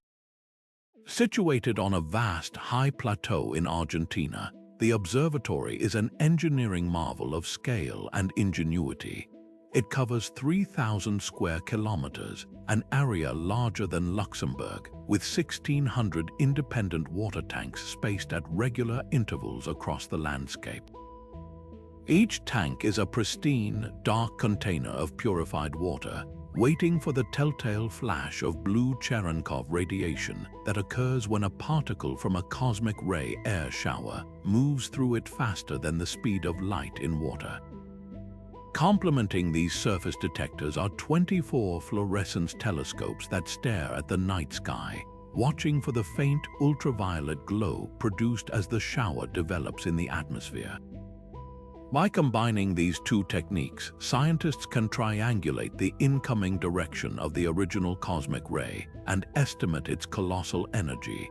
Cronin's ambition was to finally solve the puzzle he helped define, stating that the goal was to find the sources of these particles and to discover how nature accelerates them to such tremendous energies. The data from Augur and other observatories has been both groundbreaking and deeply frustrating. We have now detected thousands of these events, confirming they are real and not some instrumental fluke. But when we look back along their incoming trajectories, searching for their points of origin, we find no obvious smoking gun. They do not point clearly back to the most powerful objects we know of, like the supermassive black holes at the hearts of active galaxies or the remnants of nearby supernova explosions. These known accelerators are powerful, but they seem to lack the necessary punch to get a proton to such insane energies. Even more puzzling, the very existence of these particles presents a theoretical roadblock. The universe is not empty. It is filled with the faint glow of the cosmic microwave background radiation, the leftover heat from the Big Bang. For a proton traveling across millions of light years, this radiation is like a constant, dense fog. A proton with ultra-high energy should collide with these microwave photons, losing a significant amount of its energy long before it could ever reach Earth. This is known as the GZK cutoff, predicted by physicists Greisen, Zatsepin, and Kuzmin in the 1960s. The fact that we see particles with energies beyond this predicted limit means one of two incredible things.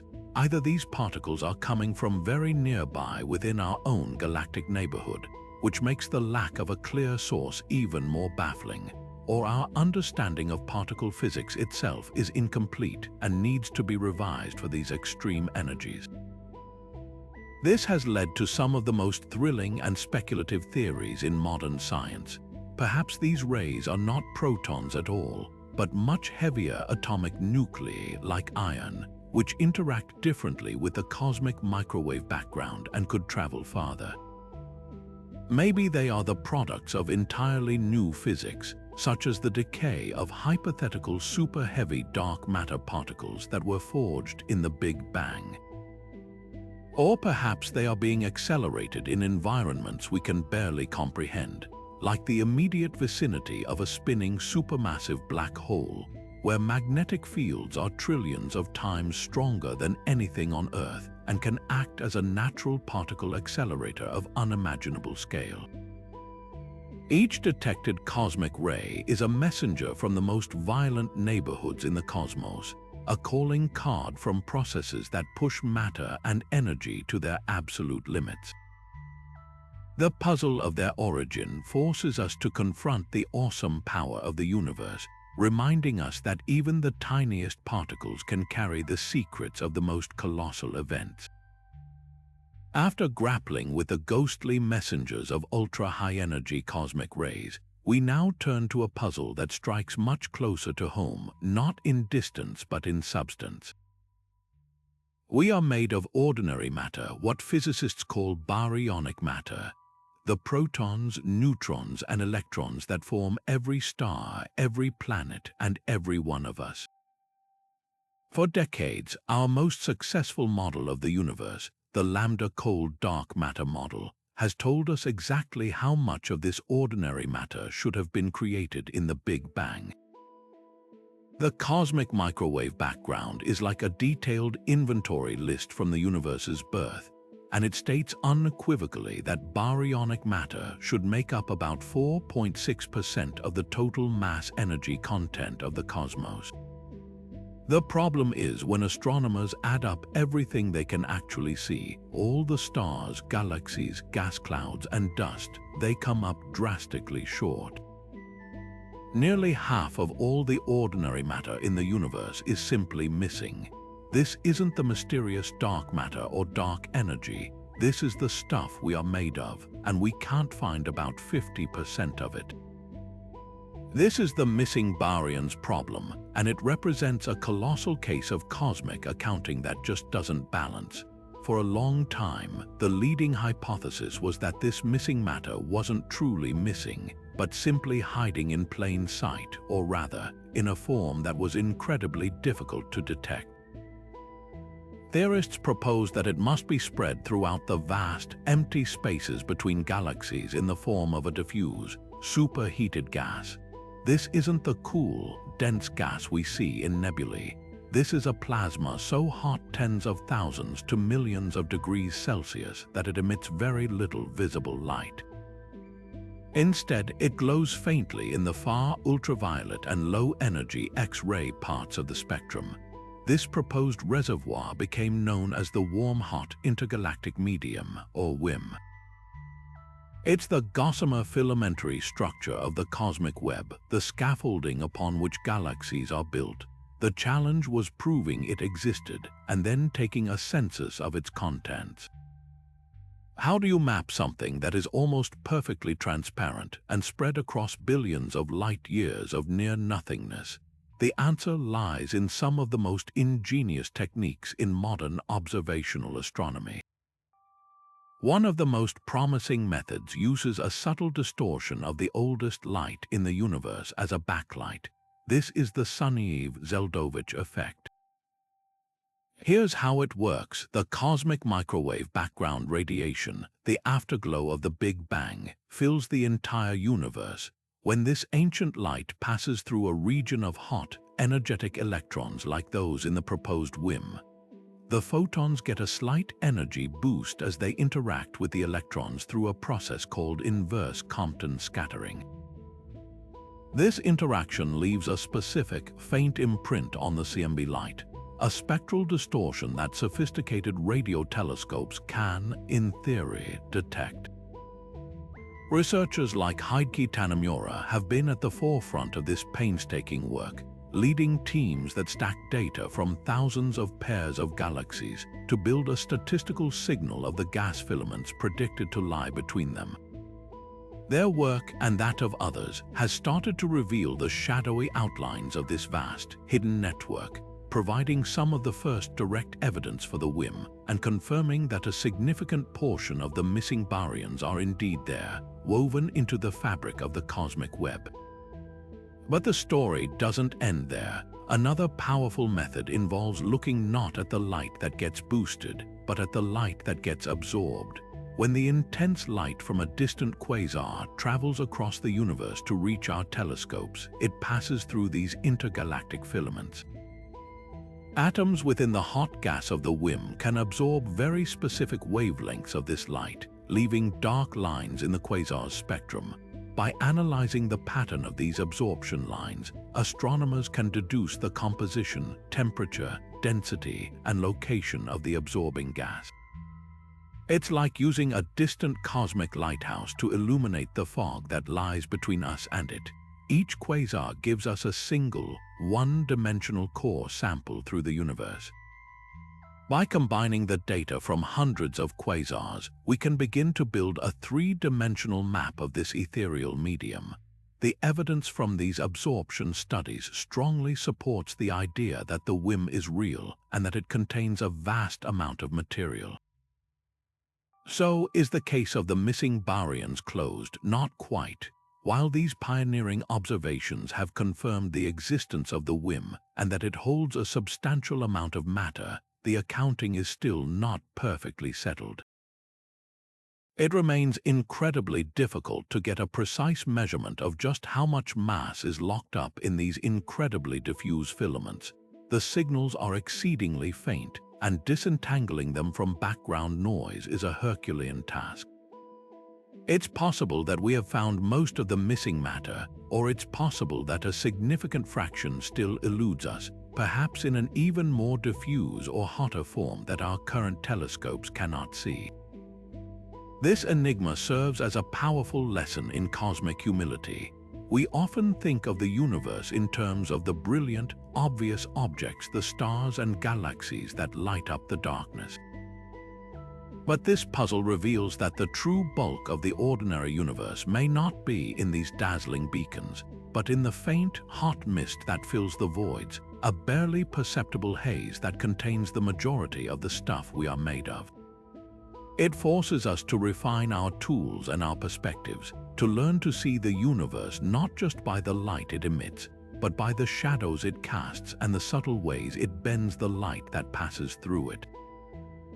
Now let's journey from the vast, hot filaments of the missing baryons to the very smallest building blocks of reality, to a puzzle that isn't about what exists, but how we come to know anything exists at all.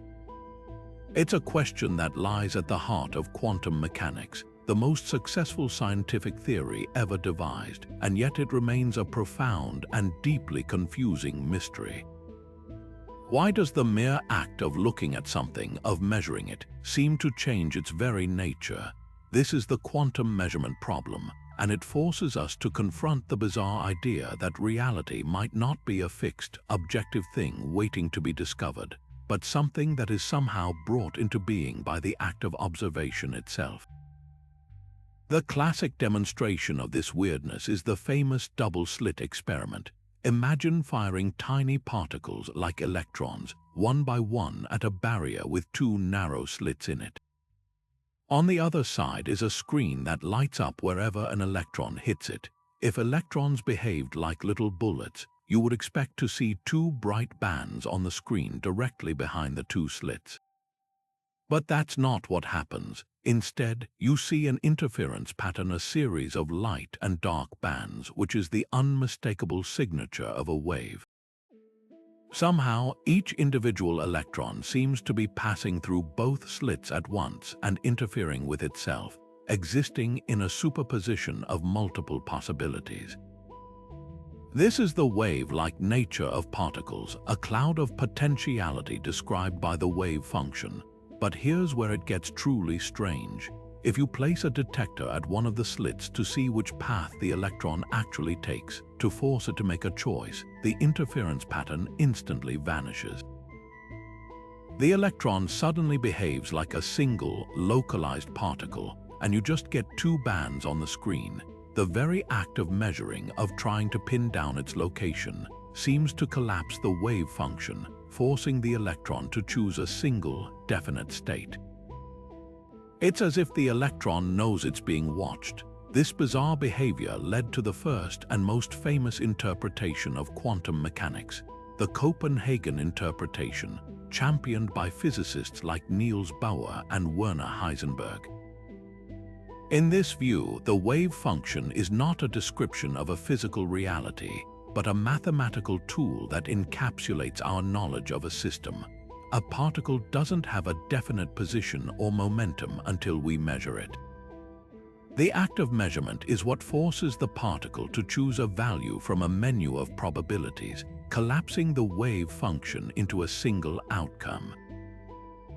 What happens before the measurement is not just unknown, it is literally undefined. Bohr argued that it is meaningless to talk about a particle's properties in the absence of an observation.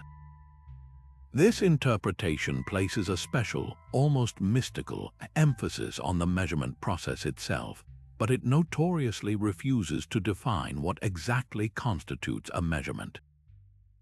Is it a human consciousness, a photographic plate, a cat? The line between the quantum world and the classical world of definite things remains blurry. Dissatisfaction with this vagueness led to other, even more radical interpretations. Perhaps the most mind-bending is the many worlds interpretation, proposed by Hugh Everett in the 1950s. Everett took the mathematics of the wave function completely seriously. He argued that it never collapses. Instead, at the moment of what we perceive as a measurement, the universe itself splits into multiple branches. In one universe, the electron went through the left slit and you detected it there. In another, completely separate but equally real universe, it went through the right slit and a different version of you detected it there.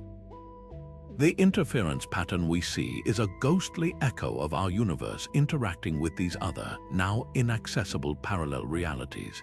In this view, every quantum possibility is actualized, every choice spawns a new world.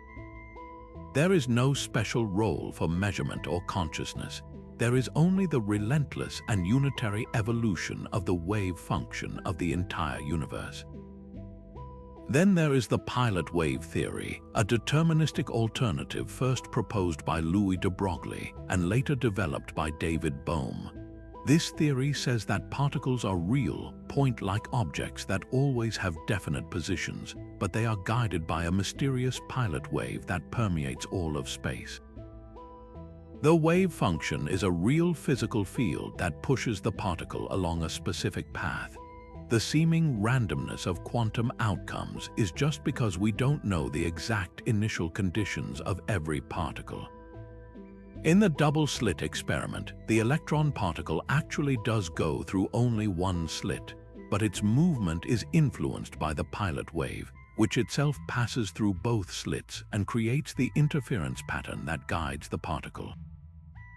This theory is philosophically comforting because it restores a concrete, objective reality, but it does so at the cost of introducing bizarre features like non-locality, where the pilot wave can instantaneously influence a particle anywhere in the universe.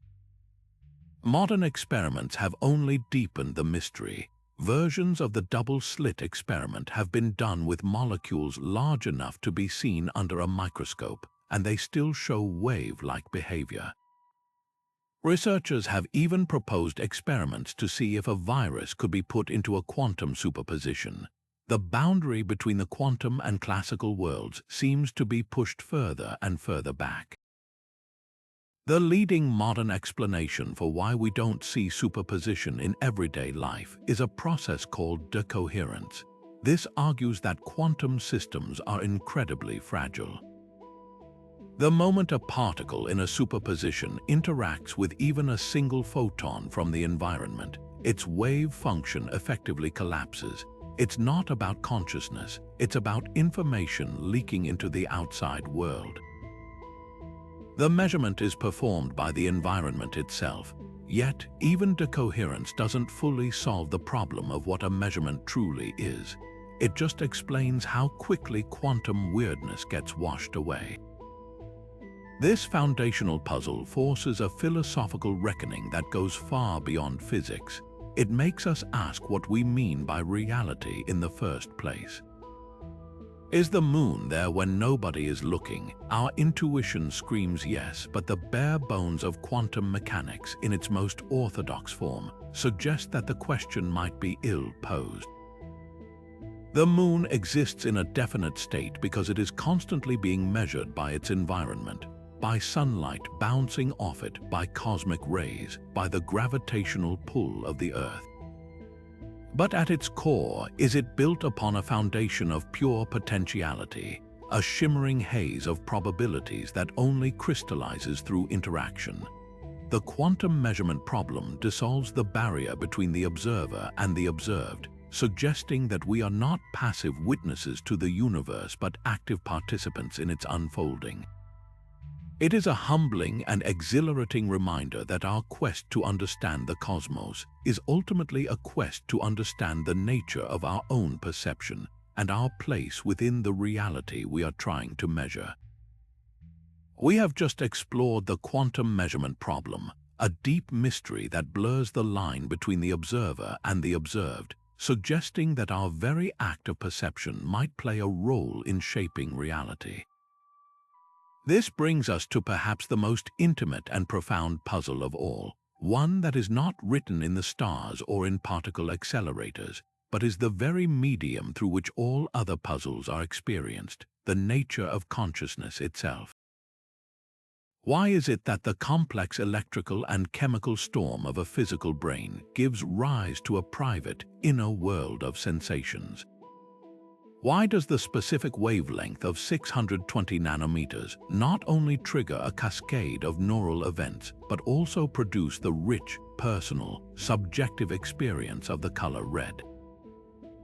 This is what philosopher David Chalmers famously termed the hard problem of consciousness, and while it may seem like a question for psychologists or neuroscientists, its implications are so vast that they ripple out to touch the very structure of the cosmos.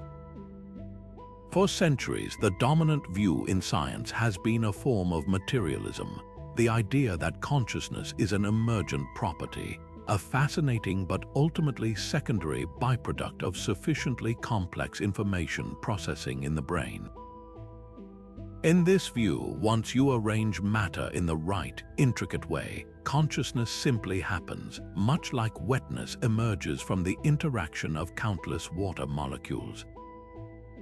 The problem is, this doesn't actually explain the why or the how of subjective feeling. We can map every neuron, every synapse, and every neurotransmitter, but we are still left with an unbridgeable gap between the objective description of the brain's mechanics and the subjective reality of a thought, a memory, or the taste of chocolate. This explanatory gap has led some of the world's most prominent thinkers to propose a far more radical idea. What if consciousness is not emergent at all, but is instead a fundamental property of the universe, as basic as space, time, and mass? This concept is known as panpsychism, from the Greek pan meaning all and psyche meaning soul or mind. It is not the unscientific idea that rocks are thoughtful or that rivers are sad.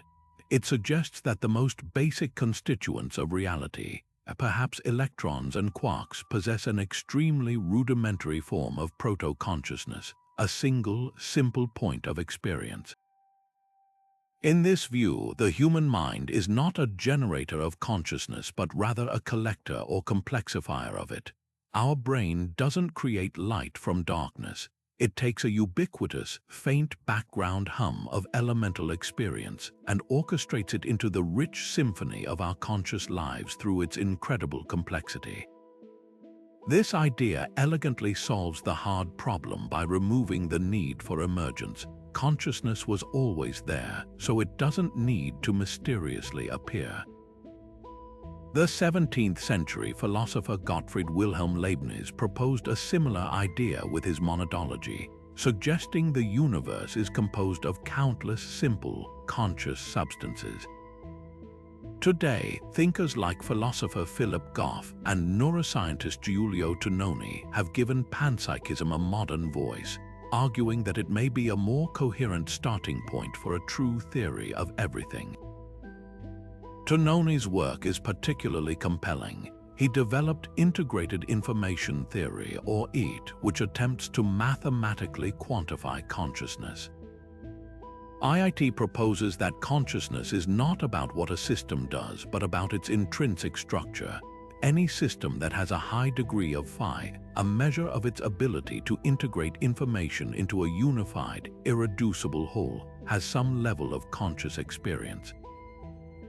In this theory, a human brain has a very high phi, and thus a rich conscious experience, but so might other complex systems, like a sophisticated computer or even a simple circuit, albeit with a much dimmer, simpler experience. The theory even allows for the possibility that non-biological structures could be conscious, pushing the boundary of what we consider a mind. This provides a potential framework for understanding how fundamental consciousness could be woven into the fabric of reality, with the amount of integrated information in any given system determining the depth and complexity of its experience.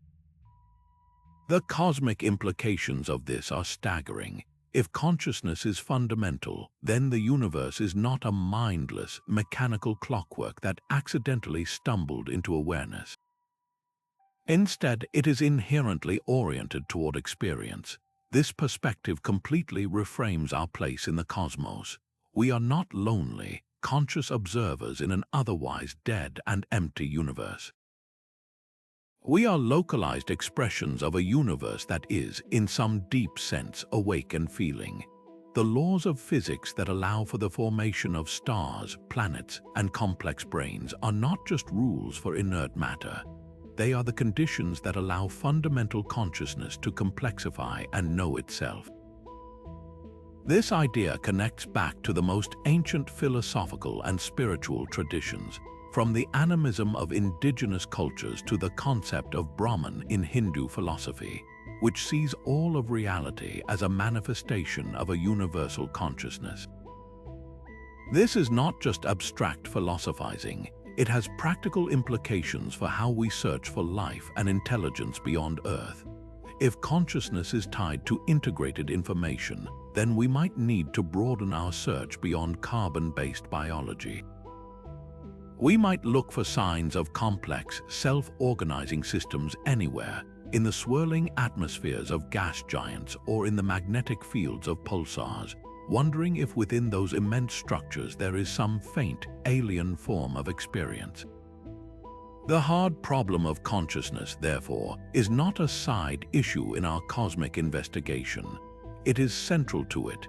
It asks us to consider that the ultimate nature of reality might not be physical stuff that somehow created mind, but mind itself, manifesting as what we perceive to be the physical world. This puzzle challenges the very framework of our scientific inquiry, suggesting that to truly understand the universe, we may first need to understand the nature of the one thing that is doing the understanding.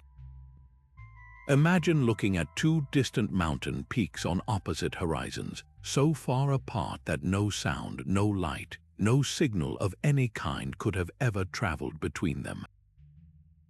Now imagine discovering that these two peaks are not only made of the exact same rock, but that they have precisely the same temperature, the same erosion patterns, even the same type of moss growing on them.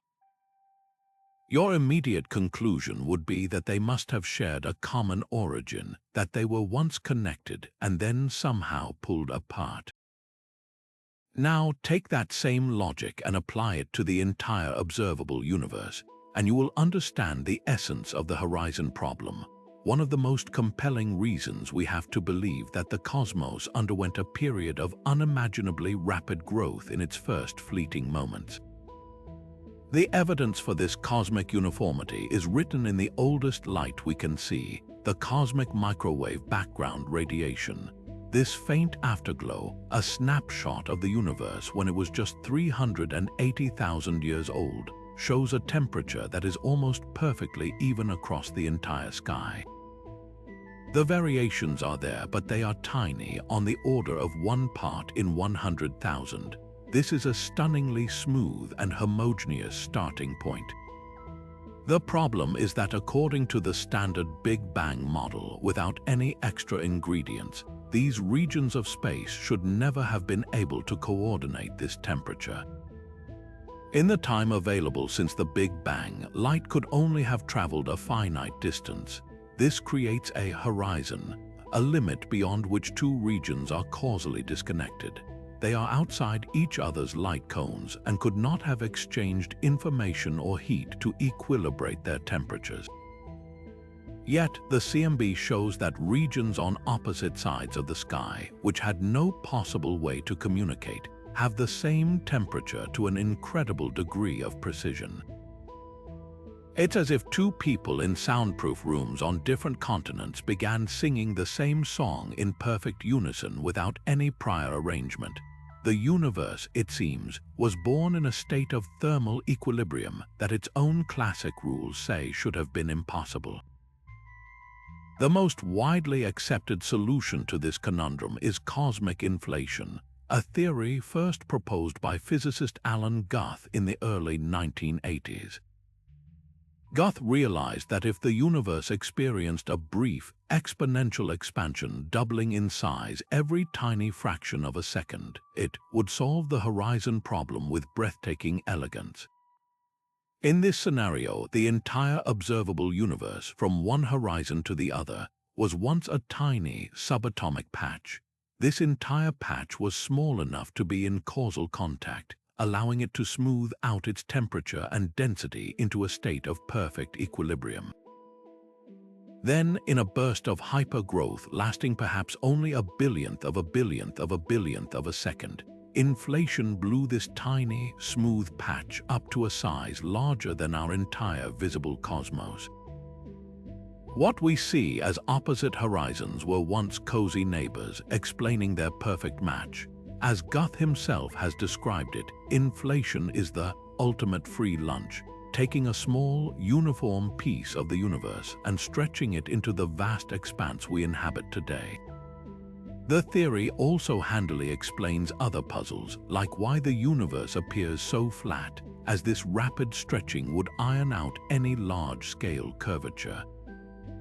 Yet, for all its explanatory power, the mechanism that drove inflation remains one of the biggest mysteries in cosmology. The leading idea is that it was powered by a hypothetical scalar field called the inflaton. As this field slid down its potential energy hill, it temporarily trapped the universe in a state of false vacuum with a huge negative pressure, generating a repulsive gravitational force that drove the exponential expansion. When the field eventually reached the bottom of the hill and settled into its true vacuum state, this energy was released as a hot fireball of particles, gracefully handing the universe off to the familiar, radiation-dominated Big Bang. The problem is that we have no direct evidence for the inflattened field itself. It is a compelling placeholder in our equations, but its nature is completely unknown. It could be related to the Higgs field, to grand unification theories, or to something entirely new. Furthermore, most models of inflation predict an eternal, fractal multiverse, where inflation starts and stops in different patches, creating countless bubble universes with potentially different physical laws. This raises a profound question. If inflation did occur, what started it? What was the trigger that set this monumental event into motion? And are we any closer to understanding the true initial conditions of everything? This uncertainty has led some cosmologists to explore alternative explanations that do not rely on a singular, inflationary event. One compelling class of alternatives is bouncing cosmologies.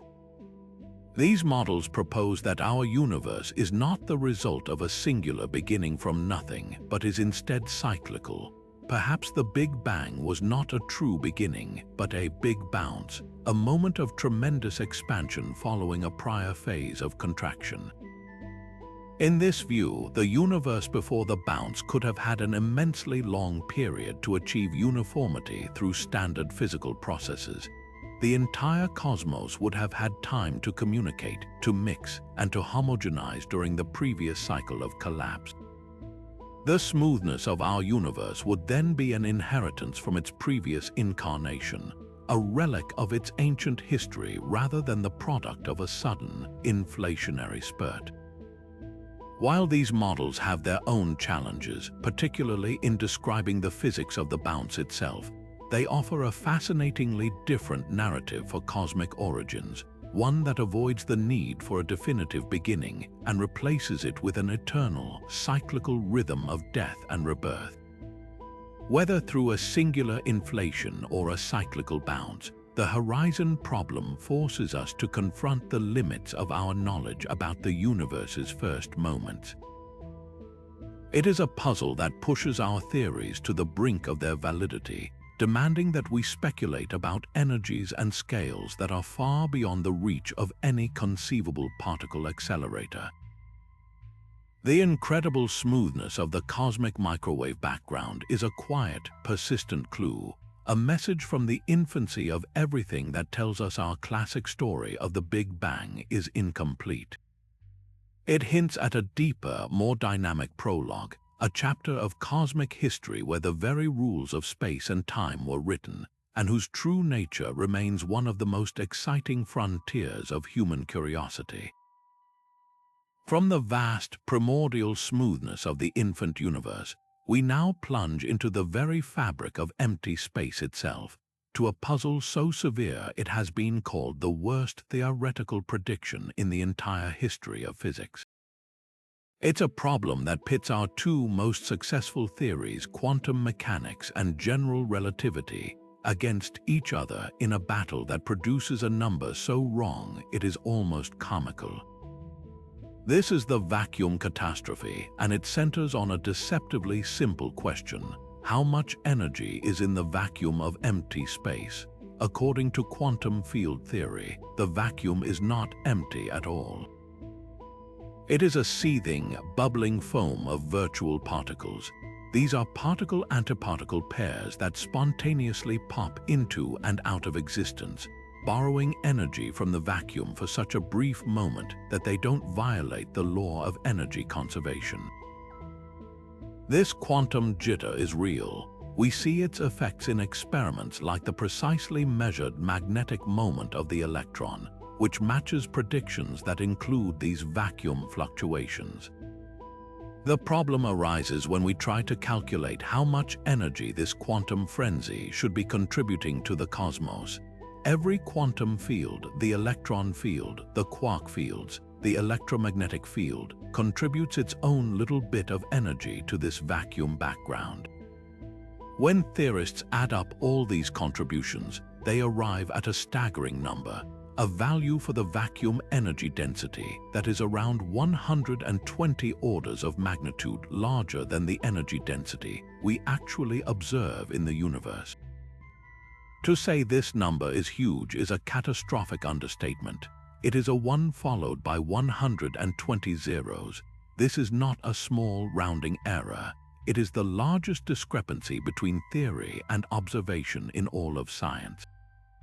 The observational side of this story comes from our measurements of dark energy, the mysterious force causing the universe's expansion to accelerate. We can measure the strength of dark energy's repulsive push by observing distant supernova and the large-scale structure of the cosmos.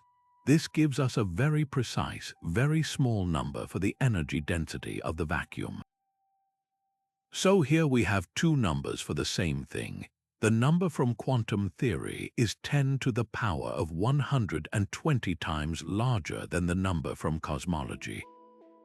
It is as if our theory predicted a mountain should exist that is taller than the entire observable universe, but when we go outside and look, we find only a single grain of sand. This isn't just a problem, it is a clear signal that something is profoundly wrong with our understanding. The great physicist Steven Weinberg, who deeply considered this problem, saw it as a direct challenge to our models. The most obvious solution would be if all these enormous contributions from the various quantum fields somehow cancelled each other out, leaving behind a tiny residual energy. This is where supersymmetry, a theory we encountered with the hierarchy problem, once again enters the stage. In a perfectly supersymmetric universe, every fermion has a bosonic superpartner with opposite quantum numbers. The positive contributions to the vacuum energy from fermions would be perfectly cancelled by the negative contributions from their bosonic twins. The vacuum energy would be exactly zero, a beautifully symmetric result. The catch, of course, is that we do not live in a perfectly supersymmetric universe. If supersymmetry is real, it is a broken symmetry, meaning the superpartners are too heavy to have been found yet. This breaking would mean the cancellation is not perfect, but it could still leave behind a small, non-zero value that might be close to the observed dark energy. Yet, despite decades of searching, no evidence for supersymmetry has been found at the Large Hadron Collider, leaving this elegant solution on increasingly shaky ground. Faced with the failure of such elegant cancellations, some theorists have turned to an even more radical idea: the multiverse and the anthropic principle. This line of reasoning, also explored by Weinberg, suggests that the value of the vacuum energy is not determined by a beautiful mathematical symmetry, but is instead a random variable that takes on different values in different universes within a vast multiverse. In almost all of these universes, the vacuum energy is enormous. If it were positive and large, the universe would have ripped itself apart before galaxies could ever form. If it were negative and large, the universe would have collapsed into a big crunch almost immediately. Only in a very, very tiny subset of universes, where the vacuum energy is almost miraculously close to zero, can galaxies, stars, planets, and ultimately life emerge. In this view, we should not be surprised to measure a small value for the vacuum energy, because we could not exist in a universe where it was large. The value is not fundamental, it is environmental, selected by our own existence. To some, this anthropic explanation feels like a surrender, an admission that we may never find a fundamental reason for this number.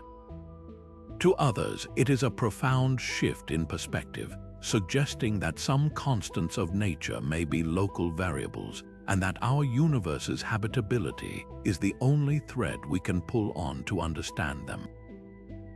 The vacuum catastrophe, therefore, is more than just a numerical embarrassment. It is a direct portal into the deepest questions about the nature of our reality. It forces us to ask, is our universe fine-tuned for life by a beautiful, underlying mathematical principle we have yet to discover? Or are we simply incredibly lucky inhabitants of one freak universe among an infinite number of lifeless ones? This discrepancy of 120 orders of magnitude is a glaring signpost that our current theories are incomplete. It tells us that a theory of quantum gravity, which successfully merges the world of the very small with the very large, must somehow provide a mechanism to suppress the vacuum energy to the incredibly tiny level we observe. Until we have that final theory, the vacuum of space remains the site of our most spectacular failure and our most tantalizing clue. For centuries, physics has been a tale of two separate kingdoms, each ruling its own domain with impeccable authority, but refusing to speak the same language. On one hand, you have the majestic, large-scale realm of general relativity, Einstein's masterpiece that describes the force of gravity as the curvature of spacetime itself. It tells a story of planets, stars, and galaxies moving in an elegant cosmic ballet, dictated by the geometry of the stage they perform on. On the other hand, you have the bizarre, probabilistic world of quantum mechanics, which governs the behavior of atoms and subatomic particles with stunning precision. This is a realm of uncertainty, of wave functions and probabilities, where things can be in two places at once, and particles can spookily influence each other across vast distances. Both theories are monumentally successful in their own right, passing every experimental test we've ever thrown at them. Yet, when their kingdoms meet at the edge of a black hole or in the first moment of the Big Bang, the result is not a peaceful unification, but a violent, nonsensical war that threatens to tear the very fabric of physics apart.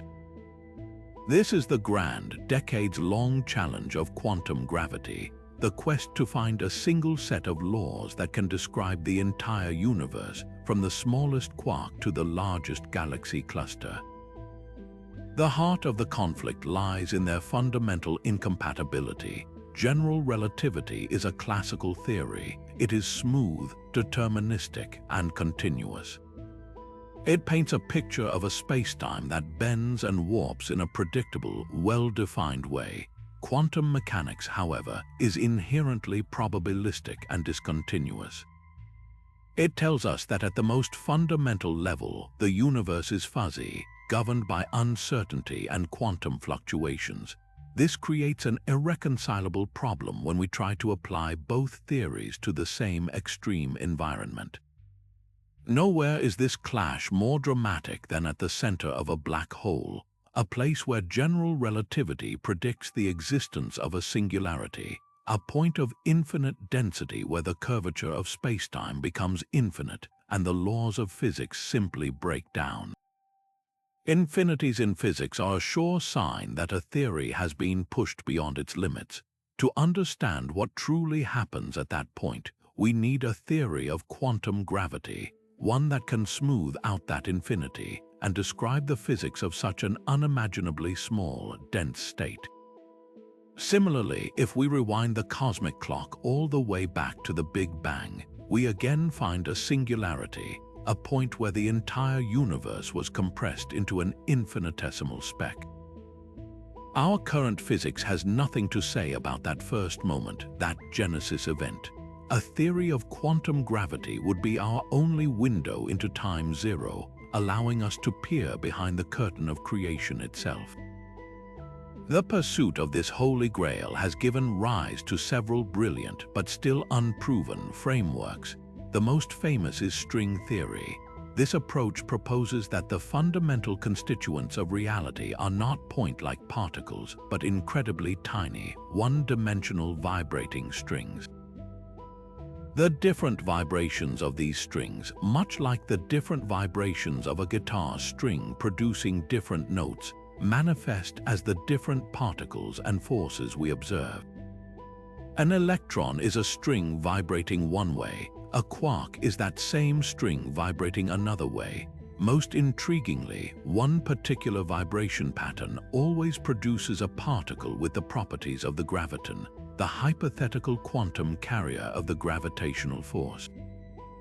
In this way, string theory doesn't just include gravity, it demands it. However, this elegance comes at a cost. For the mathematics of string theory to work consistently, it requires the universe to have more than the 3 spatial dimensions we experience, often 10 or even 26. These extra dimensions are theorized to be curled up or compactified into a space so small we cannot perceive them. While this provides a fascinating potential explanation for the hierarchy problem and the weakness of gravity, it also makes the theory notoriously difficult to test, as the energy scales required to probe these strings are far beyond the reach of any particle accelerator we could ever build. An alternative path is championed by physicists like Lee Smolin and Carlo Rovelli, known as loop quantum gravity. This theory takes a very different approach. Instead of adding extra dimensions, it seeks to quantize spacetime itself. In loop quantum gravity, space is not a smooth, continuous background as in general relativity, but is composed of tiny, discrete, finite loops woven into a network often called a spin foam. Think of it as the universe's fabric being made of a vast, interconnected chainmail, with each link being a billionth of the size of an atomic nucleus. Time, too, is quantized into discrete steps. This granular structure of spacetime provides a natural cutoff that prevents the infinities of singularities. In this view, the Big Bang was not a singularity but a big bounce, a moment of extreme density where a previous universe collapsed and then rebounded into our own. This is a background-independent theory. It doesn't treat space and time as a static stage on which particles move, but defines them through the relationships between the loops themselves. It's a powerful idea, but like string theory, it currently lacks a definitive experimental prediction that could confirm its reality. The search for quantum gravity is more than an academic exercise. It is the final frontier of fundamental physics. Unifying these two pillars would not just solve a theoretical problem, it would revolutionize our understanding of reality. It could reveal whether the universe is truly a hologram, with all information about our 3-dimensional world encoded on a 2-dimensional surface. It might finally allow us to understand the true nature of time. Is it fundamental or an emergent property? It could unveil new dimensions of existence or confirm the existence of a multiverse. This pursuit connects directly to every other puzzle we've explored: the nature of dark energy, the information paradox of black holes, the very origin of the cosmos. It represents the ultimate ambition of science, to find a single, elegant, and complete story that explains everything, a theory of everything that would stand as humanity's greatest intellectual achievement, revealing a universe far stranger and more wonderful than we have yet dared to imagine. After contemplating the nature of reality itself through the lens of quantum gravity, we now return to a world of solid rock and familiar skies, to a puzzle that lies a mere 250,000 miles away. It's a mystery that forces us to reconsider everything we thought we knew about our closest celestial neighbor. We gaze up at the moon and see a silent, airless, and geologically dead world, a fossilized relic of the solar system's violent youth. But the moon has a secret history, one written not in its craters, but in the magnetic fingerprints locked within its ancient rocks. analysis of samples brought back by the Apollo astronauts revealed something astonishing. The Moon once had a powerful magnetic field, a protective shield generated by a churning, molten core. This discovery was completely unexpected. How could a world so small, a mere fraction of Earth's size, have ever powered such an energetic planetary dynamo? The very existence of this ancient lunar magnetosphere is a profound puzzle that challenges our fundamental models of how planets work. The engine that generates a planetary magnetic field is called a dynamo. For it to work, you need three key ingredients: a liquid, electrically conductive medium, motion within that medium, and rotation to organize that motion. On Earth, our strong magnetic field is powered by the churning of our planet's liquid iron outer core. The heat from the inner core's crystallization, combined with the planet's spin, drives massive convection currents, turning our core into a gigantic electromagnetic generator. The Moon, however, presents a problem of scale. It's small. A small body loses its internal heat much faster than a large one. Its fiery birth cools into stillness in a relatively short amount of geological time. For decades, the prevailing wisdom was that the Moon's core should have cooled and solidified quickly, shutting down any dynamo within the first billion years of its life. Yet the Apollo rock samples tell a different story. They show that the lunar magnetic field wasn't just a brief flicker. It was strong, perhaps even stronger than Earth's is today, and it persisted for over a billion years. This longevity is the central conundrum. What powerful engine could have kept the Moon's core churning for so long against the relentless drain of heat loss? Planetary scientists have proposed several ingenious theories to solve this thermal puzzle. One leading idea points to the Moon's tumultuous early orbit. In its youth, the Moon was much closer to Earth, and the gravitational tug of war between the two bodies was far more intense. This gravitational friction, known as tidal heating, could have flexed and stretched the Moon's interior, generating immense heat through friction, much like repeatedly bending a piece of metal until it becomes hot to the touch. This external energy source could have provided the extra kick needed to keep the core molten and the dynamo running long after its internal heat would have faded. Another compelling theory involves the process of core crystallization itself. As the Moon's initially molten iron core began to cool, the lighter elements within it, like sulfur, may have been forced out as the pure iron solidified.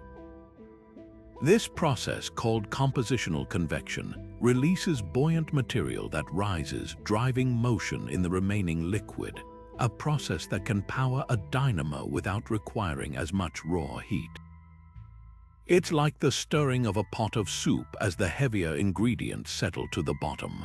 The problem, as explained by planetary scientist Benjamin Weiss of MIT, whose lab has been at the forefront of analyzing lunar magnetism, is that none of the proposed mechanisms perfectly fit the data we have from the Apollo samples.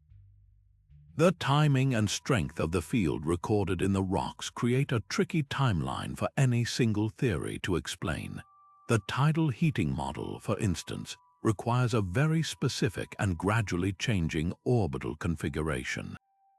The crystallization model might not provide enough sustained energy. This has led some researchers to consider even more exotic possibilities, such as giant impacts during the Moon's late heavy bombardment period, which could have delivered a monumental blast of energy, violently stirring the core and jump-starting the dynamo for a period. The truth is, we likely don't have a complete picture yet, and the answer may involve a combination of these mechanisms, a complex interplay of internal and external forces that gave our Moon a temporary dynamic heart. This is why the upcoming Artemis missions are so critically important. While the Apollo program gave us our first clues, the samples were limited to a few sites near the lunar equator. Artemis aims to land astronauts near the lunar South Pole, a region rich in geological diversity and ancient terrain. New rock samples from this area, carefully collected to preserve their magnetic history, could provide the missing pieces of the puzzle. Sophisticated new instruments left on the surface could also take direct measurements of any remnant magnetic fields, or probe the Moon's interior structure with far greater precision than was possible 50 years ago. We are on the cusp of returning to the Moon not just as visitors but as detectives, armed with tools and questions that the Apollo astronauts could never have imagined. The implications of solving this puzzle ripple far beyond our own Moon. If a small, rocky body like the Moon can sustain a long-lived magnetic field through a unique combination of circumstances, it forces us to rethink the potential habitability of other small worlds. Many of the most promising places to search for life in our solar system are not Earth-sized planets but moons. Jupiter's Europa and Ganymede, and Saturn's Enceladus and Titan are all small worlds with subsurface oceans. A magnetic field is a powerful shield, protecting a planet or moon's atmosphere and surface from the erosive and sterilizing effects of the solar wind. Understanding the quirky, unexpected dynamo of our own Moon gives us a new set of rules, or rather, a new appreciation for the exceptions to the rules that we can apply as we study the magnetic histories of these distant, icy ocean worlds. The Moon's secret past teaches us that even the quietest, most familiar objects in our sky can hold profound and surprising stories, reminding us that the greatest mysteries are often hiding in the places we think we know best. After journeying to the Moon and pondering its lost magnetic heart, we now venture outward, past the orbits of the giant planets, to the dim, frozen frontier of our own solar system. Here, in the vast, dark realm beyond Neptune, lies a sprawling reservoir of icy worlds known as the Kuiper Belt. This is the home of Pluto, of Haumea and Makemake, and of countless other frozen relics left over from the solar system's formation. For decades, we've imagined this belt as a gradually thinning cloud of debris, a gentle fading of material into the emptiness of interstellar space. But the data from our most powerful surveys has revealed something far more dramatic and far more puzzling. Instead of a gradual decline, the Kuiper Belt doesn't just fade away, it ends. It comes to a sudden, precipitous stop, a veritable cliff edge in space beyond which the number of detectable objects plummets to almost nothing. This isn't what our models of solar system formation predict.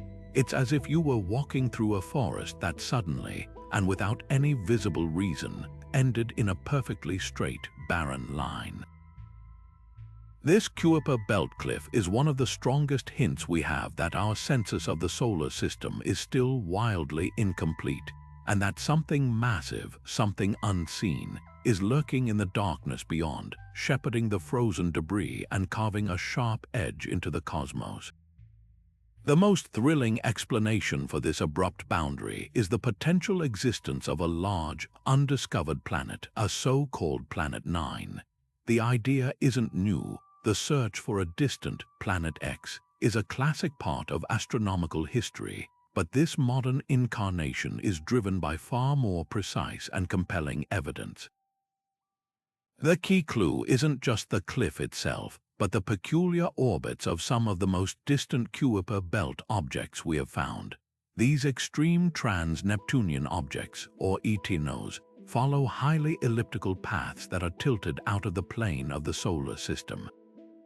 What's truly strange is that the orbits of several of these objects are clustered together. Their points of closest approach to the Sun, their perihelia, are grouped in space, and their orbits are aligned in a similar direction. Statistically, this clustering is extremely unlikely to have happened by random chance. It's as if several different comets were all being guided by the same invisible hand. This is where the work of astronomers like Konstantin Batygin and Mike Brown at Caltech comes in. They have run sophisticated computer simulations of the solar system, and they've found that the gravitational influence of a hypothetical planet with a mass roughly 5 to 10 times that of Earth and orbiting on a highly elongated path hundreds of times farther from the Sun than we are could perfectly explain this orbital clustering. The gravity of this distant perturber would act like a cosmic shepherd, herding these smaller ETNOs into their strange, clustered orbits. Furthermore, the gravitational pull of such a massive object would also be more than enough to sweep clean the outer edge of the Kuiper belt, ejecting some objects entirely and shepherding the remaining ones into a sharp, well-defined boundary, creating the very cliff we observe.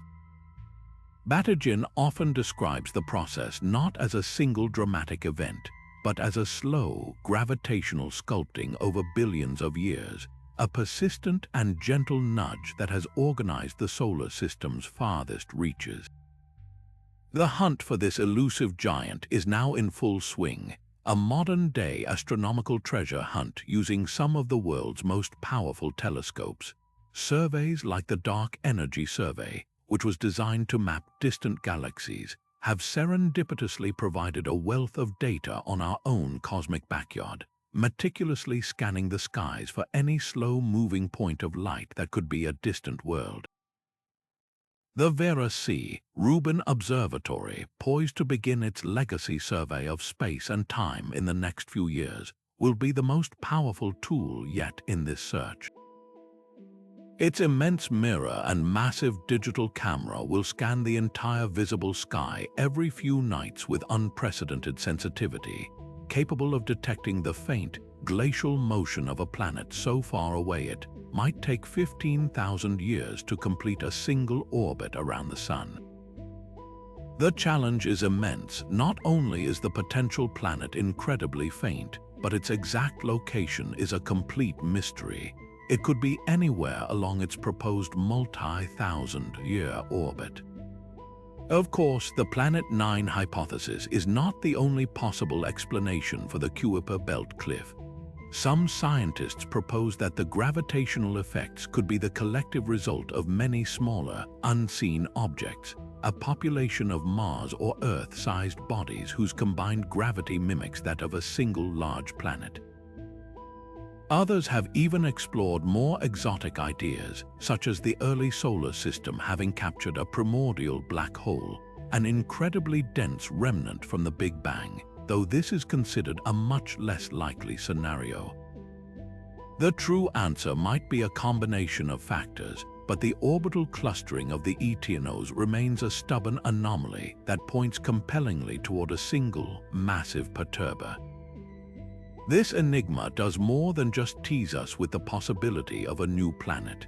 It fundamentally challenges our understanding of our home system's architecture. We have long drawn pictures of the solar system with 8 or 9 planets orbiting neatly around the Sun, but the Kuiper belt cliff suggests that our system's influence and its family of large objects may extend far beyond what we've ever mapped. It raises the tantalizing question of what else might be out there in the perpetual twilight beyond the known Kuiper belt. Could there be an entire population of distant, icy worlds, or even a previously unknown class of object that has evaded detection? This puzzle beautifully bridges the local and the galactic, connecting the dynamics of our own solar system to the processes that shape planetary systems around other stars. It is a powerful and humbling reminder that even in our own celestial neighborhood, the greatest discoveries may still be waiting, not in the bright light of the inner system, but in the frozen, dark vastness at the very edge of the Sun's domain. As we stand here at the culmination of this journey, looking back across the vast landscape of cosmic puzzles we've traversed, a profound and beautiful pattern begins to emerge. These 25 enigmas are not isolated curiosities. They are deeply interconnected threads in a single, magnificent tapestry of reality. the same dark energy accelerating the universe's expansion may hold the key to the vacuum catastrophe's missing energy. The hunt for Planet 9 at the solar system's edge is a direct echo of Vera Rubin's pioneering work on dark matter's gravitational pull within galaxies. The quantum measurement problem, which questions the nature of observation, finds a cosmic cousin in the Fermi Paradox, which questions why we observe no one else. This intricate web of questions reveals a universe that is fundamentally coherent, operating under a consistent, if hidden, set of rules, yet is simultaneously brimming with gaps that seem almost deliberately placed, inviting us in to complete the picture. This invitation is not reserved for those with PhDs or access to giant telescopes. It is extended to all of us. Every time someone gazes at the night sky with a sense of wonder, every time a curious mind reads about these mysteries and feels that spark of what if, they are participating in the greatest quest of all, the quest for understanding.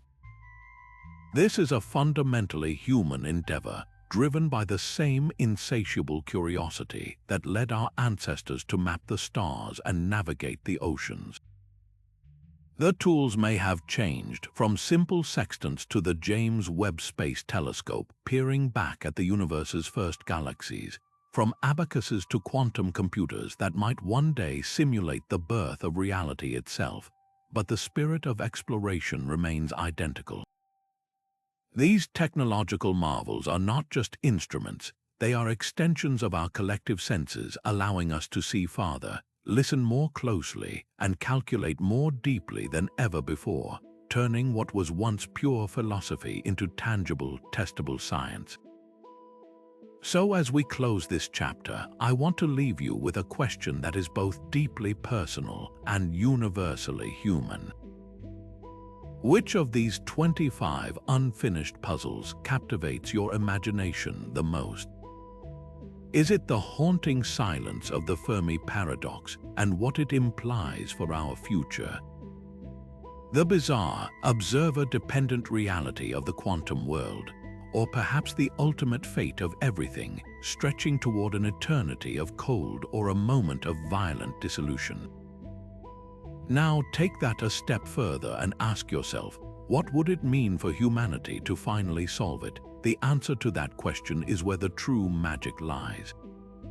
Solving dark matter wouldn't just fill a physics textbook, it would unlock new forms of energy and propel us to the stars. Decoding the origin of life wouldn't just satisfy a biological curiosity, it would redefine our place in the cosmos, telling us whether we are a miracle or a mundanity. Cracking the mystery of consciousness could fundamentally alter our understanding of existence itself. This is the glorious, unfinished nature of the universe. It is not a flaw to be corrected, but its most compelling feature. The gaps in our knowledge are not empty voids, they are spaces brimming with potential, stages upon which the next act of human discovery will play out. They ensure that the story of the cosmos is not a tale already told, but a narrative we are actively writing together, with every observation, every experiment, and every moment of shared wonder. The universe has left its puzzles half-solved, not as a taunt, but as the most generous gift it could offer, a never-ending invitation to learn, to grow, and to forever reach for the stars. And so we find ourselves here at the end of our journey, yet also at a magnificent beginning. We've wandered through a gallery of cosmic mysteries, from the invisible grip of dark matter shaping galaxies to the silent, unanswered question of the Fermi Paradox. We've stood at the edge of black holes where information vanishes, and pondered the very nature of time and consciousness from which all these questions spring. It's a breathtaking collection of unknowns, but to see it merely as a list of what we don't know is to miss the entire point. This isn't a catalogue of failures, it is a map of possibilities. Each of these 25 puzzles is a beacon, a signal flare shot across the void, not to highlight our ignorance, but to illuminate the path forward. They are the universe's way of inviting us to the grandest conversation of all, a dialogue written in the languages of gravity, light, and quantum chance, waiting for us to learn how to reply. This is the true power of our curiosity. It is the engine of discovery, the one tool that allows us to take a seemingly impenetrable mystery and slowly, painstakingly, turn it into an understood phenomenon. Every tool we've ever built, from the first stone wheel to the James Webb Space Telescope, is merely an extension of this innate human desire to understand our place in the cosmos. That spark of wonder you feel when you look up at a starry night is the exact same spark that drove Galileo to point his telescope at Jupiter and Einstein to dream of riding a beam of light. It connects us across centuries, a shared legacy of wonder that is our species' greatest inheritance. Carrying this wonder forward means more than just passive awe. It means engaging with the mystery itself. It means reading about new discoveries, supporting scientific endeavors, and looking at the world with a questioning mind. It means remembering that every answered question in a textbook was once a terrifying and thrilling unknown that kept someone awake at night, their mind ablaze with the possibilities. I want to leave you with a challenge, a question to carry with you. Look back over these 25 enigmas. Which one captivates you the most? Is it the haunting silence between the stars or the ghostly presence of dark matter?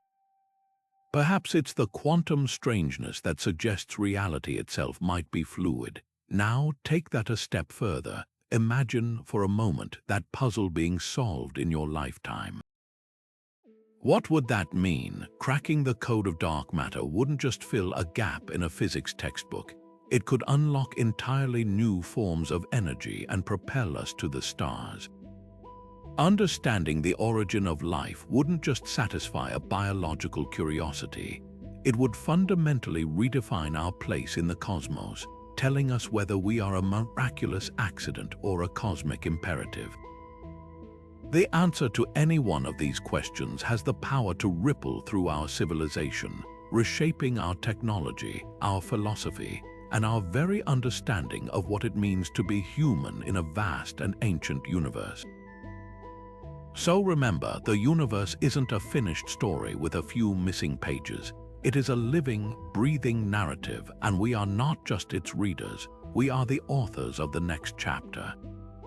With every observation, every experiment, and every moment of shared wonder, we are actively participating in the greatest story ever told. The cosmos has handed us these half-solved puzzles not as a taunt, but as the most generous gift it could offer.